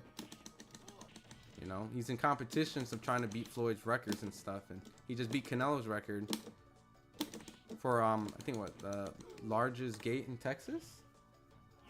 Most attendance or largest gate, something like that. Why doesn't he call out Pacquiao, beat the brakes off of Jake too? I don't know. Maybe Pacquiao's an option. He's gonna have a fight with someone where even us boxing fans are gonna be like, I don't know if he can win that fight, and then he does. You know, eventually these gimmicks are gonna wear off, and he's gonna have to get better competition with less gimmicks, with a gimmick, but less gimmicks. So, like how I'm playing right now, I'm playing very gimmicky. These computers are ridiculous.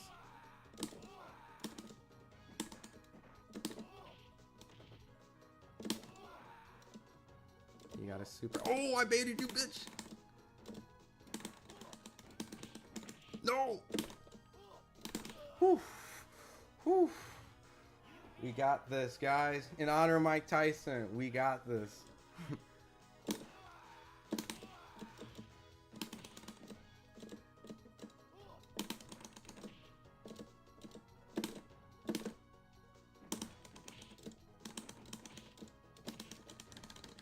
Oh, he has better anti-air.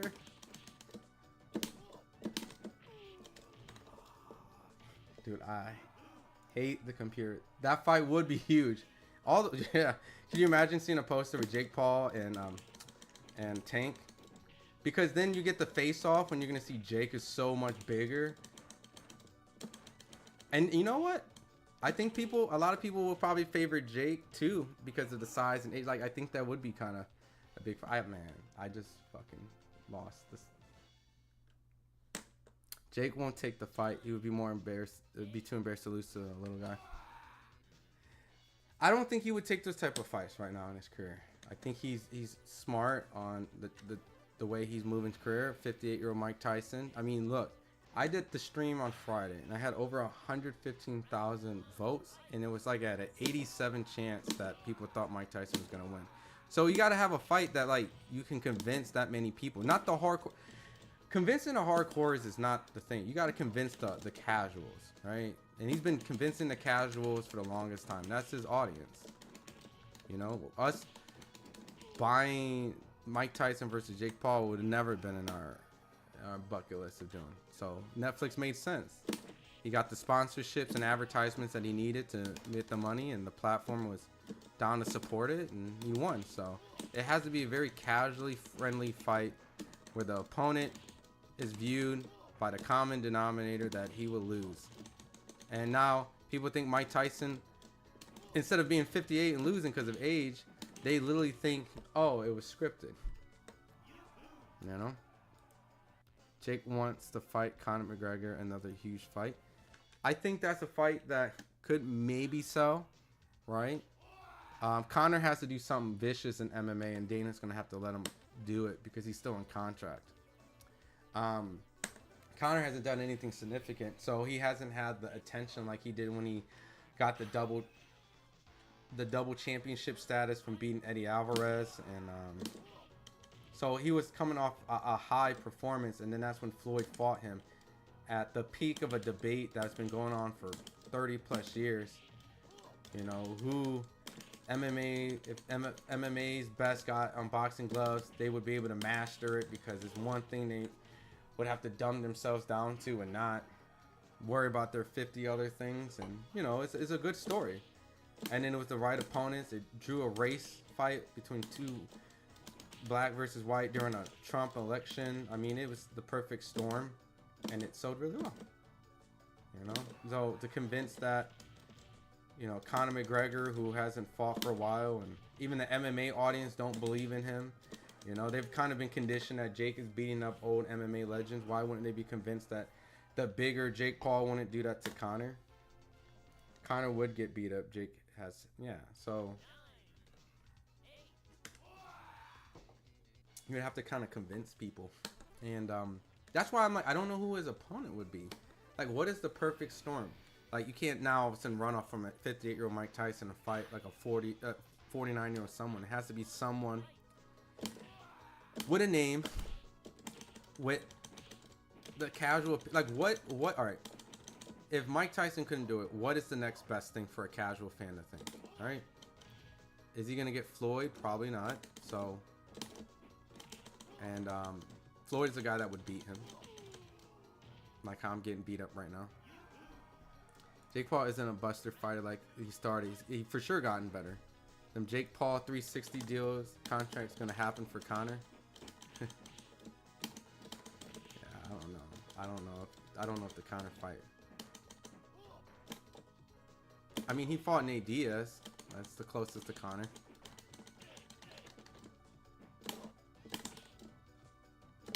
I think the MMA fighter is worn off, to be honest.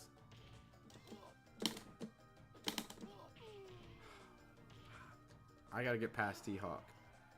Clarissa Shields versus Jake Paul. I mean, I ain't gonna lie, Grant Norris. That's dirty work. But you know what? I like the way you're thinking though. Like that's kind of an opponent where Clarissa Shields is heavily decorated. I would assume she would have like the skills, right? But she is going against a man, and it's Jake Paul. So like, that's kind of in the realm of type of opponent, but just not a female. You know what I mean? And like skills says like she would lose. So it's like a lot of people will be like, "Yo, Clarissa will wash Jake," right? So you see how the public will go into it. So you have to think like that. The way. How do I mash out of this? But that's the type of thinking that like you're on the right track. Yeah, see, that's my girl too. I think Shields could beat him. See, Grant, it gotta be a fight like this. So, what's a fight that a male can do? A male opponent that Jake Paul can fight that has that same sort of chance that. Okay, I gotta counter every time he does that. Alright, got him out, guys. Woof. John Fury versus Jake Paul. But John Fury don't have a name like that. Jake Paul versus Keith Thurman. I don't know if Keith is a guy that he wants to. I don't know if that's the. By the way, this is the. Hold on, I gotta turn the music up a little bit. This is probably one of the greatest songs in video game history. Clarissa, too much power, she can beat a guy at 130-35. Clarissa will only beat an untrained man. Don't disrespect these warriors like that. I mean, you know, it's that becomes a fight of physics. Like, she has the skills to beat Jake, but is she physically capable, right? Keith Thurman would sleep Jake Paul in 20 seconds. Jake Paul versus Roy Jones next. Ooh, I like where you're going. But he just lost to Sergio Pettis in a boxing match. If he just didn't fight Sergio Pettis and had Sergio Pettis beat him on his box rack. I like that, though. The Roy Jones falls into that category. Who's like a Roy Jones that hasn't recently lost? I mean, he could probably still do Roy Jones, right? Right? He could probably still do Roy Jones. Yeah, see, Grant Norris says Roy Jones might take the money to do the service. I could see it. Guys, what about Bernard Hopkins? Oh, what about a Bernard Hopkins? Like a Bernard Hopkins or De La Hoya. Ooh. How old is Bernard? Hold on. I gotta pause this game for a second. Bernard Hopkins. Bernard Hopkins is... How old is he? Age. 59. No. Bernard can't do it. He's older than Mike. He's older than Mike Tyson. He's older than Mike Tyson. Okay. He can't do Bernard. De La Hoya is 51. De La Hoya is 51, you know what I'm saying? I mean, Roy Jones might take the money. Roy is older than Mike. yeah. See. Wait, Roy's older than Mike? No, he's not. Roy Jones' age. Roy Jones is 55. Bernard will whoop him bad. He's 59, though. You think they can get away with a 59 after a 58? No, man, they got to be younger, man. No more seniors. Roy Jones Jr. can't be Hop. No. Bernard De La Hoya will whip him bad.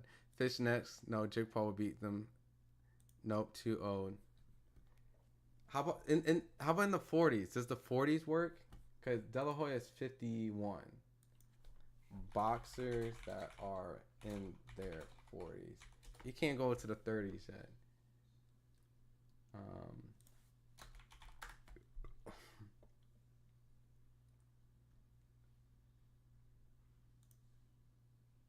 I mean, the WBA recently just said they would totally allow Chavez Jr. and Jake Paul fight for a title, which is disgusting. But it's boxing. Um, so don't be surprised if that happens. I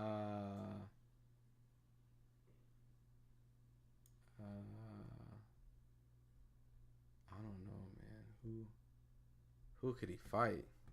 They too old. Boxing's a young man's game. You start getting your 40s, it's over. 40s. What about Klitschko? They won't do that. Jake Paul versus Mayweather. I guess since Floyd. Yeah, I mean that's. But Floyd already fought Logan, so he ain't gotta do that. He ain't gotta do that. I don't think he wants to give him that. That's why I think he fought Logan instead. He didn't want to help Jake. He ended up strangely helping Logan though.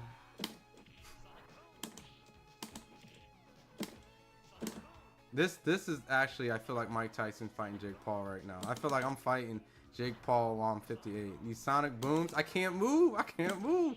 This is how Mike felt. I can't move. I can't move. I can't move into it. All right, this is where I might, if I can't get him out in a couple sets, this is where I might end up ending the stream at, because I feel like I might be at my Jake Paul in the game with Balrog at least. That shows even the boxing league don't believe Jake's good. He's decent. Come on. This game's more than fun. This game's goated, man. This soundtrack, this is like one of the best soundtracks ever in video games. And look, I'm playing Balrog in honor of Mike Tyson.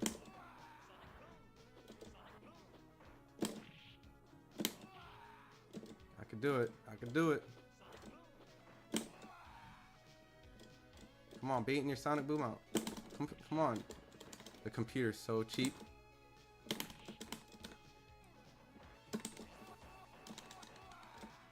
He blocked my super. Oh my god, he's chip damage. And he knew the law. No, 5 seconds. Oh, with the chip damage. Fuck, dude. Do I play Marvel? Hold on. Do I play Marvel? Let me General Knox. Let me show you what my background is. I want you to see this. You see that? You see that? I just haven't played Street Fighter 2 for a minute, and I'm not a Balrog main, so this is the challenge. But it's an arcade starting. Here we go. Right? No. So yeah. CPU input reading, man. Guile's cheap character can't be throwing booms this fast, and he's a charged character. I should play it, maybe. I have a lot of ideas. There's a reason why I have this. So I want everyone to know I have a really insane segment that's coming out with this layout. You guys are kind of seeing this is me actually testing a stream layout. So I got some really cool stuff work in the works. It might break the internet a little bit. So you guys will see real soon. And all the new people that will come in after it, I'll remember all you guys first. Schools of Skills, Jake Paul won't even think about Clineto. He'll get distracted. He's thinking about it, but that's when he wants to cash out. You know what I mean? Andre Ward is good, but I think Ward would beat him. And do you sell out your boxing thing with Ward? I think Ward would beat him up like bad. So he'll consider Tank, thinking he's small and can bully him. We're using no, I'm not using a main arcade emulation. I'm using I'm playing the Capcom collection, because this has Street Fighter Anniversary Edition in it, which is if I nerd out a little bit, the Anniversary Edition, the Street Fighter Anniversary Edition is actually the best Street Fighter 2. There's like Hyper and Turbo and Champion Edition. The reason why the Anniversary Edition is the best, and it recently came out, I think like 4 or 5 years ago, in the Capcom collection, is you're actually, watch, when I lose, I'll show you why. There's actually a super turbo mode and different speeds that never existed until the Hyper Anniversary Edition in the PlayStation 2. So, as much of it as a nerd I am about boxing, I'm a nerd about fighting games. If it makes sense, boxing, MMA, fighting game. So, what's your favorite Marvel vs. Capcom game? Like if we're talking about like X-Men cross Street Fighter and all those. I'm gonna say Marvel vs. Capcom 2 is probably like my favorite. The one I got really good at was Ultimate vs. Marvel Capcom 3. I spent a lot of time in that. Dude, I cannot. I feel like Mike Tyson, man. How am I supposed to get past these sonic booms? These input reads are insane. Look at those kicks. Oh my god. But my favorite one that I grew up like probably like that gives me the most nostalgic is the X-Men cross Street Fighter, because when I went in the arcade and the first time I ever saw, like it was 96, 97, 98 or whatever it came out. So real quick, see there's the game Speed. Super T was never in like Turbo. So so that's why I like the Anniversary Edition. It's like the best one. Yeah, see Mike Bison, exactly. You know, Murph 15. In honor of Mike Tyson, I'm doing Mike Bison. But X-Men Cross Street Fighter is probably the one that's probably my favorite, because playing at an arcade was like insane. I got Marvel vs. Capcom 2 on Dreamcast, and that was like a perfect port collection growing up as a kid. And then, you know, when Ultimate Marvel vs. Capcom 3, I had a lock in, and that game brought a lot of memories, man. And then watching Evo, like I don't know how much of you guys are like fighting game nerds, but like outside of me going to like fights and stuff, like this is like a top, it's like a top rank. This is when I went to Norfolk for the top rank fight. But when I drink water, I drink out of an Evo cup. My girl and I went to Evo. I brought my son to Evo. So, Mike Bison. This is a bad matchup, man. Football, no range. Guy will force you to jump. I know. See, y'all know about the matchups, man. And it's a CPU, bro. Like, it's not like an online matchup. It's like look. You see how he jumped when I jumped? Like, I have to like kind of put an input and hopefully read. I have to bait him with a false input. Well, I have to. All right. Sorry, I'm thinking and I'm not focusing on the game. I have to put an input to make the computer react, and then I have to react, hoping that he reacts the way I expect him to. That's what cheap arcade gaming is. General Knox, what do you think of Smash Melee? I love Smash Melee growing up. It's definitely like not a fighting game, like conventional old school fighting game. It definitely takes skill, like the wave dashing and all that stuff. It's not my cup of tea, but when Smash, the recent one came, when they had all the guest characters, I mean, that would never be duplicated in fighting game history. Like that, all those guest characters, like that was a moment of time where when they even brought people like Terry from what is that, Fatal Fury and shit, like, and they brought Tekken characters and Kingdom Hearts, and like that was the ultimate crossover. It was like a Mugen, like a dream-like Mugen game. Dude, he's gonna chip me out. Oh my god! Street Fighter 2 HD Remix is the best. Oh, you're right. Hold on, you're right. I forgot. That came out after. I do have that, because it had Violent Ken from the Capcom Cross, no, SNK Cross Capcom, the SNK version. Yeah, no, you're right. It's just kind of weird for how it's drawn to me, like, because it's so pretty, but it emulates the weird frame missing, so it's kind of weird for me to look at. But I think there's a mode you can put it in regular TD. No, you're right. HD Remix is the best version, because it has Violent Ken. I don't know if I can get past Guile, man. Street Fighter Third Strike might be my favorite Street Fighter of all time. Oh, for sure. Street Fighter Third Strike's a classic. All the parries and the high technical and the music. I just randomly just play Street Fighter 3 music in my house. So, man, I'm glad y'all know y'all fighting games, man. Cause like me ending the stream slowly. Wow, I just watched them right there. Just ending the stream, just chilling. With the few who is just chilling here on a Sunday. This is dope. So I'll be doing more stuff like this too. I'm trying to integrate boxing coverage with fighting games. So you'll start to see more of this stuff. Like I have a whole layout of stuff and things planned. You know, I guess I'll maybe try to play some fighters and fighting games. You know, yo, that's insane.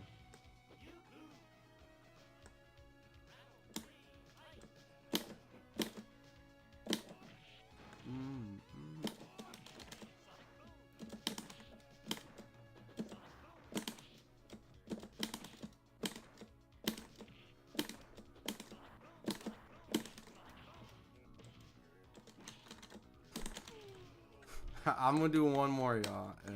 It's 9:56 where I'm at. I'm gonna do one more. If I can't get past Goodall Paul, I'm gonna have to beat Mike Tyson on Friday, man. I'm actually a Cammy. I play Cammy in Street Fighter 2.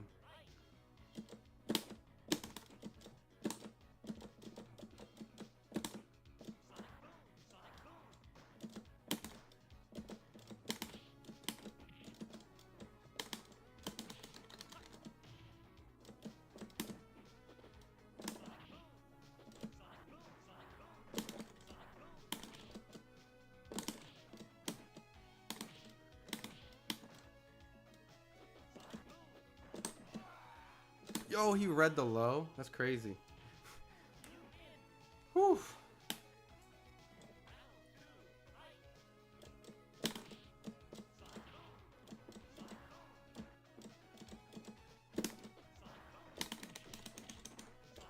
Why is the CPU just throwing punches like that distance?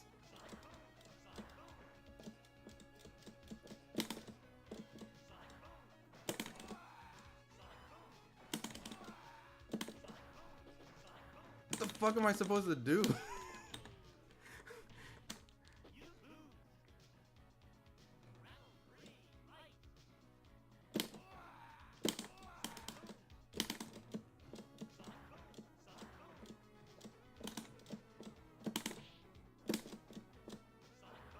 Bro, I had first hit in the game, and yet his chip is still out damaged me actually landing a clean shot.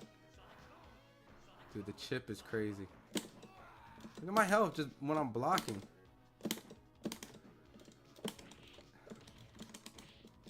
Okay. Do I end on that? Do I end on that or do I do one more? Worst boxing match in 20 years, Kevin Hall. I hope you ain't talking about this matchup with me playing Balrog. I feel like it right now. Sonic Boom. Yeah. Nothing's worse hearing Sonic Boom all day than Tiger. From Sagat. Tiger, Tiger, Tiger, Tiger, Tiger. Oh my lordy.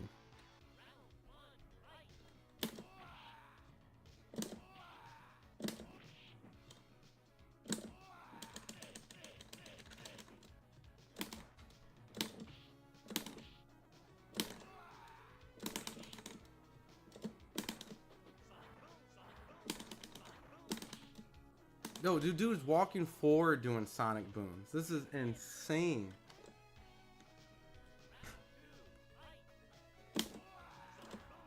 Bro, he's walking forward Sonic Booms. He's a charge character. So you gotta go back and forth, back and forth.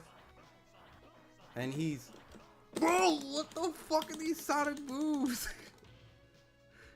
This ain't even real.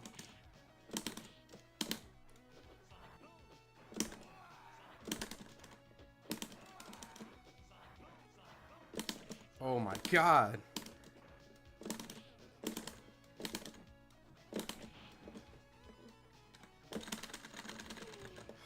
Fuck it. Hey, bro.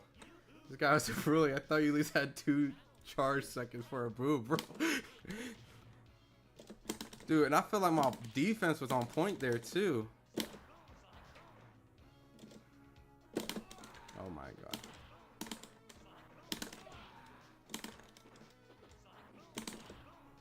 Bro, how is he getting these sonic booms off back to back like this in a standing position? Oh my lord. Oh, he dropped it! Fuck! What the fuck?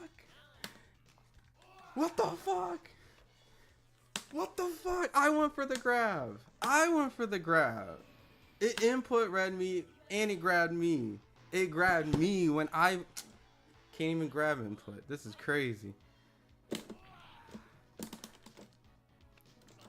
I said I was supposed to end it here, but I knowing damn well off stream I'm gonna still be. This is crazy. Standing still. He's doing standing sonic. Oh well, actually he's probably against the edge of the level. So.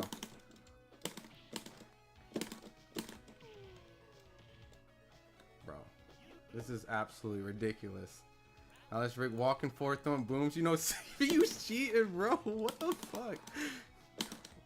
Forward walking, not even going backwards. Delivering sonic booms, bro.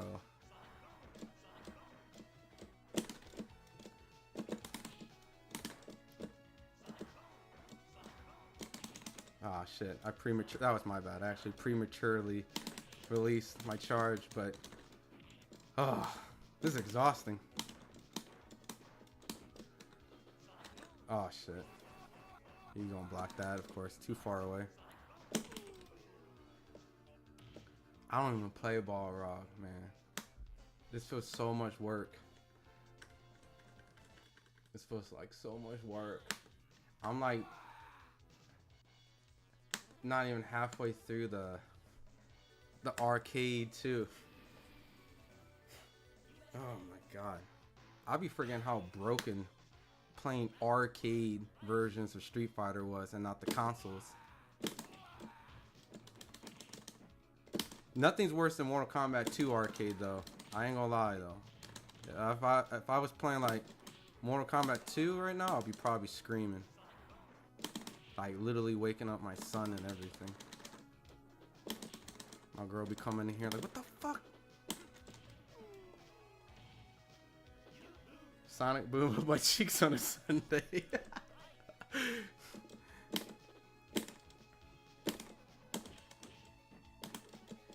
Yo, Guile just got darker on me, bro.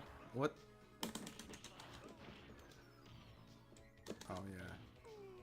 I ain't beating him. That's R&B light skinned Guile. Oh boy. Alright, I'm for sure gonna do one more. Cause I need to take a break. I gotta clean up the crib. And then I'll probably play some Tekken later tonight if I'm not tired. But hopefully you guys enjoy the stream today, man. Like I said, these streams are gonna be on a regular now. So we'll be able to have call-in segments. We'll be being creative. I'm gonna have guests, you know, boxers, watch-alongs, and even new stuff like this fighting game thing. Like I got a really cool idea with it. It's gonna be launching with something really cool. So you guys are kind of experiencing some of my future layouts. And if you guys have like show ideas and stuff, man, I'll be always open to it, man. The big thing I want to do is, you know, like there's boxing interviews over FightHype, but there's not like fun interactive content, right? So like it's kind of what I want to do, a lot of lives and concepts and engage. Oh, I should have hit him. Yo, he's like flipping perfectly when I try to anti-air him.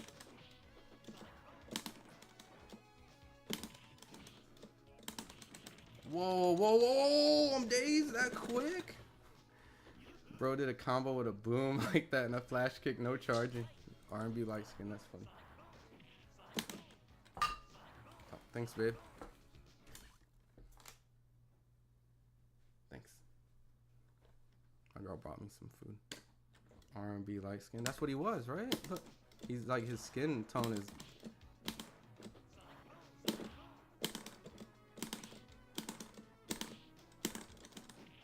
Can't even win footsies with them.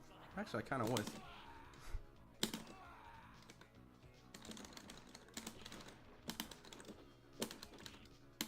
Oh!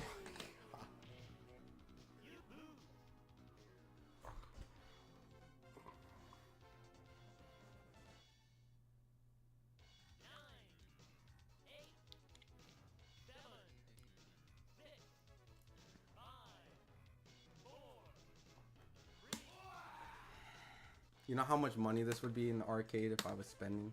If there's like a 50-cent arcade, I would be spending so much money.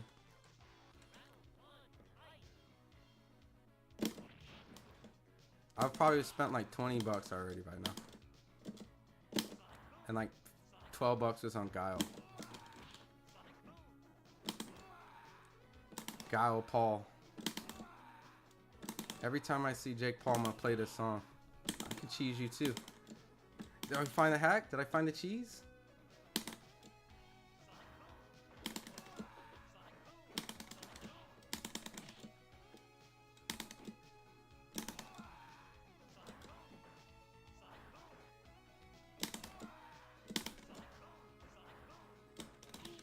Okay.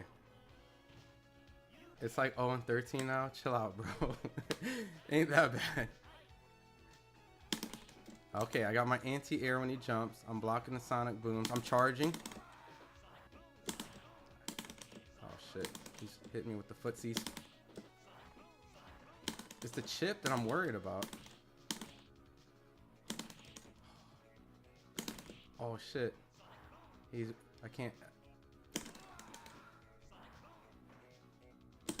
Oh, he grabbed me. What the fuck? That is so cap. He did not grab me in mid. What the fuck?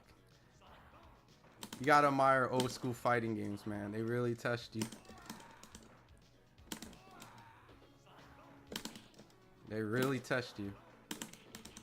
Oh my god.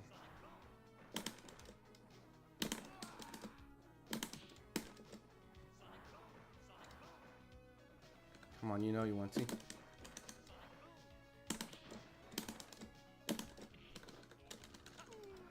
I can't, man.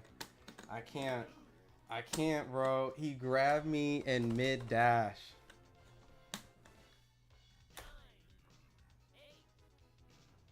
What did I say? One more? I said that was my last one? Alright, Kentarian, I'll give you one more to laugh at me. And then that's it. That's it. And that's it. I'm 58-year-old Mike Tyson. It's officially... This is officially it.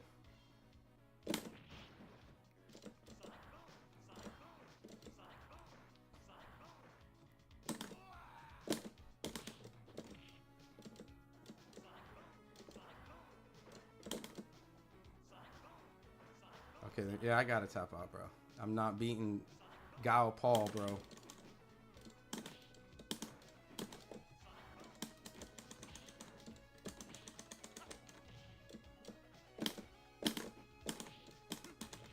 Nah, I'm not beating Gao Paul, bro. Yeah.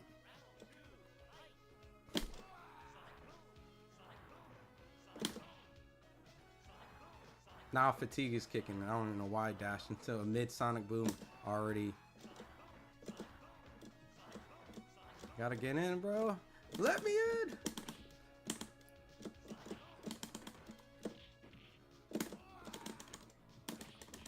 Oh, now he wants to be a zoner.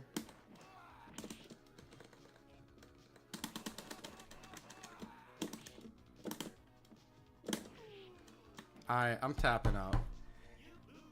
I'm collecting my 20 million from Netflix. Guile Paul did his thing. I'm sorry. I let everybody down. I had a blood transfusion before I came on this stream. Yeah. Yeah, I'm sorry for all my edited Street Fighter clips. Yeah, man, the CPU is blowing. It's clear that inputs are being read. Yeah, maybe I'll old school it, right? I'll put my name in there. Doesn't make me feel any better. Good stream. Respect to Mike. Mike did the best he could against Guile Paul, man. So, but yeah, I appreciated everyone just sticking in. You know, it's about 20 of you guys left. I know it was a Sunday, and everyone had work and slowly dipped out, especially when the Street Fighter portion probably came in. But everyone that came in, Boxio round one, that came and talked a little bit on the stream. Appreciate everyone just being respectful. You know what I mean? It wasn't really name calling and disrespecting here. So the homies E that stayed in here, the Contrarian, General Knox, Murd, you know, the video games, the nerds, my homies. You know, we're gonna have some really cool stuff coming in the works. You know, so hopefully you've been enjoying the content. Like I said, there's gonna be a lot of, let me turn this on, a lot of cool things, and this is kind of a part of it. You guys got a little preview of it, and so, Khalil Vision, man, dude, I feel like I'm 34, so I'm not like old, but I was at the time where like I kind of just hit the point where I remember seeing these things exist. Like I still had like a tape recorder and playing an arcade. So, and I really think, and even like watching boxing back then, like I really think like the nostalgia, right, is so addictive. Like the end of this stream is all about nostalgia now, right? I'm playing Street Fighter 2 in front of you guys, and we're talking about old Mike Tyson and Khalil Vision. I think it's really good to have a moment of time to go back and reminisce, right? Because I have a whole wall of Funko Pops, you know, and this is pretty much like a collection of reminiscing the things that I like, right? I actually have like a Mike Tyson Funko Pop up there too. So really, what up, Too Honest, man? You missed a pretty funny end stream right here. I had to play Balrog, the boxer, versus Guile, which we coined him as Guile Paul. So, but yeah, there's gonna be a lot of streams coming up, Too Honest. But I think what we came to conclusion on Friday is that nostalgia is a great thing to go back and visit. But when you live in it and try to make it the future, it's never gonna work out. You know, you gotta let the past be the past. You have to move on. You have to accept changes. And what Friday was a guy that tried to bring people back to the past. And I think it reminded everyone that we can't. There's the new baddest man on the planet, and it might not be a boxer. It might be a YouTuber. And I'm not saying that based off his skill, but him being able to put on arguably now maybe some of the, if not biggest, events in the sport. And what yesteryear may not look like this year, we just kind of have to just accept that. Yes, El Gallo might be one of the faces of boxing, and if he's a snakes skin salesman or if he's just a con artist, he's pretty much who many people go check out on a Friday, Saturday night. So at the expense of Mike Tyson trying to bring us back to the past, you can see that 58's 58. So, and as much as I try to show some of my old school kid input skills and being able to go through the arcade and actually get to well, M Bison, but yeah, you know, I'm struggling now. I got 34-year-old fighting game hands now. So, but good Sunday shows, interviews. You're going to be super large soon. Always the best, bro. I really appreciate it.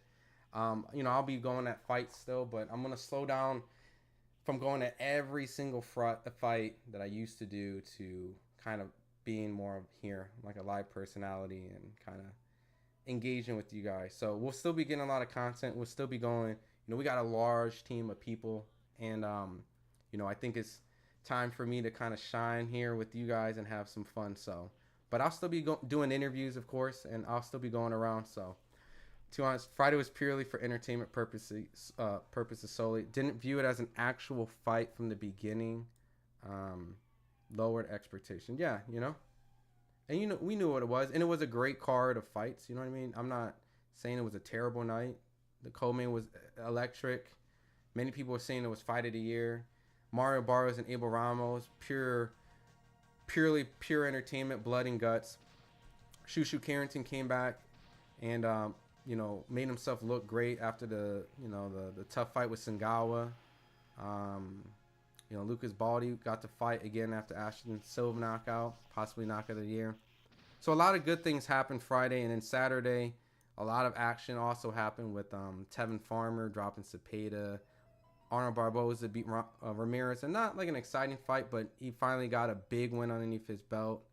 And Zerto started at 168. Remember fighting guys like Jesse Hart, who ironically fights this week. Beat Jesse Hart and kind of sent him in showroom kind of fights. And now he's in Saudi Arabia fighting for titles. So shout out to Zerto. And Oscar Duarte was supposed to fight Kenneth Sims, but Kenneth had an injury, so hopefully we get that. So, and I think there was a minimum weight champion that also was crowned. So a lot of cool stuff happened. This week is going to be a little bit slower week. I'll still be doing shows, mostly based off news topics that probably come out this week. I'll be doing some interviews. Maybe I can get some guys to do some live interviews with you guys. So we'll get you guys involved. I got a lot of relationships that I built over a couple weeks ago, and some new faces that I'll probably bringing on here. So Captain Capricorn is calculated. He's coming up with certain, however, he just wants us to watch Jake. Asking for $5 donations for food hungry homeless. Yeah, if anyone's generous, there's his Cash App. So, all right, y'all. I appreciate you guys hanging in with me, watching me struggle for about a good, maybe like an hour on Street Fighter 2 Hyper Anniversary Edition. So, but you guys have a good Sunday. Have a great work week. I'll be around. I got a lot of stuff dropping. I got an Oscar Valdez interview that's about to drop. I got some other interviews. So there's going to be some fights happening December 7th, I think. So it's going to be a little dry, a little bit on like big fights and meaningful fights. So, but I'll still be around. We'll still be doing shows. It's going to be a lot of news and interviews. But until then, you guys have a good Sunday. Thanks for rocking with me as always, and over Friday and throughout the week. So just keep your eye out on FightHype. We have content dropping and a whole bunch of shows. So when you see the show, just hit notify. And then once again, appreciate Boxing and Round One coming on here and giving your thoughts. So I'll show you my new little arcade ending. Right, I got a couple different endings. All right, man. Contrarian, appreciate you guys coming in. You guys have a good Sunday.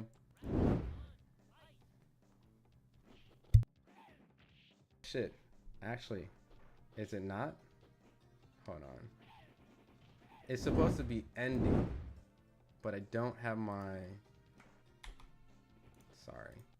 See, now you guys to see my technical difficulties. There you go. Pretty cool, right? FightHype Turbo, right? Stream is ending. Yeah, so... I forgot my, what my graphic designer's alias wants to go call by. So I'm going to start shouting him out. He's cooking up a lot of cool little concept ideas and things with me, so. But you guys enjoy. Take care.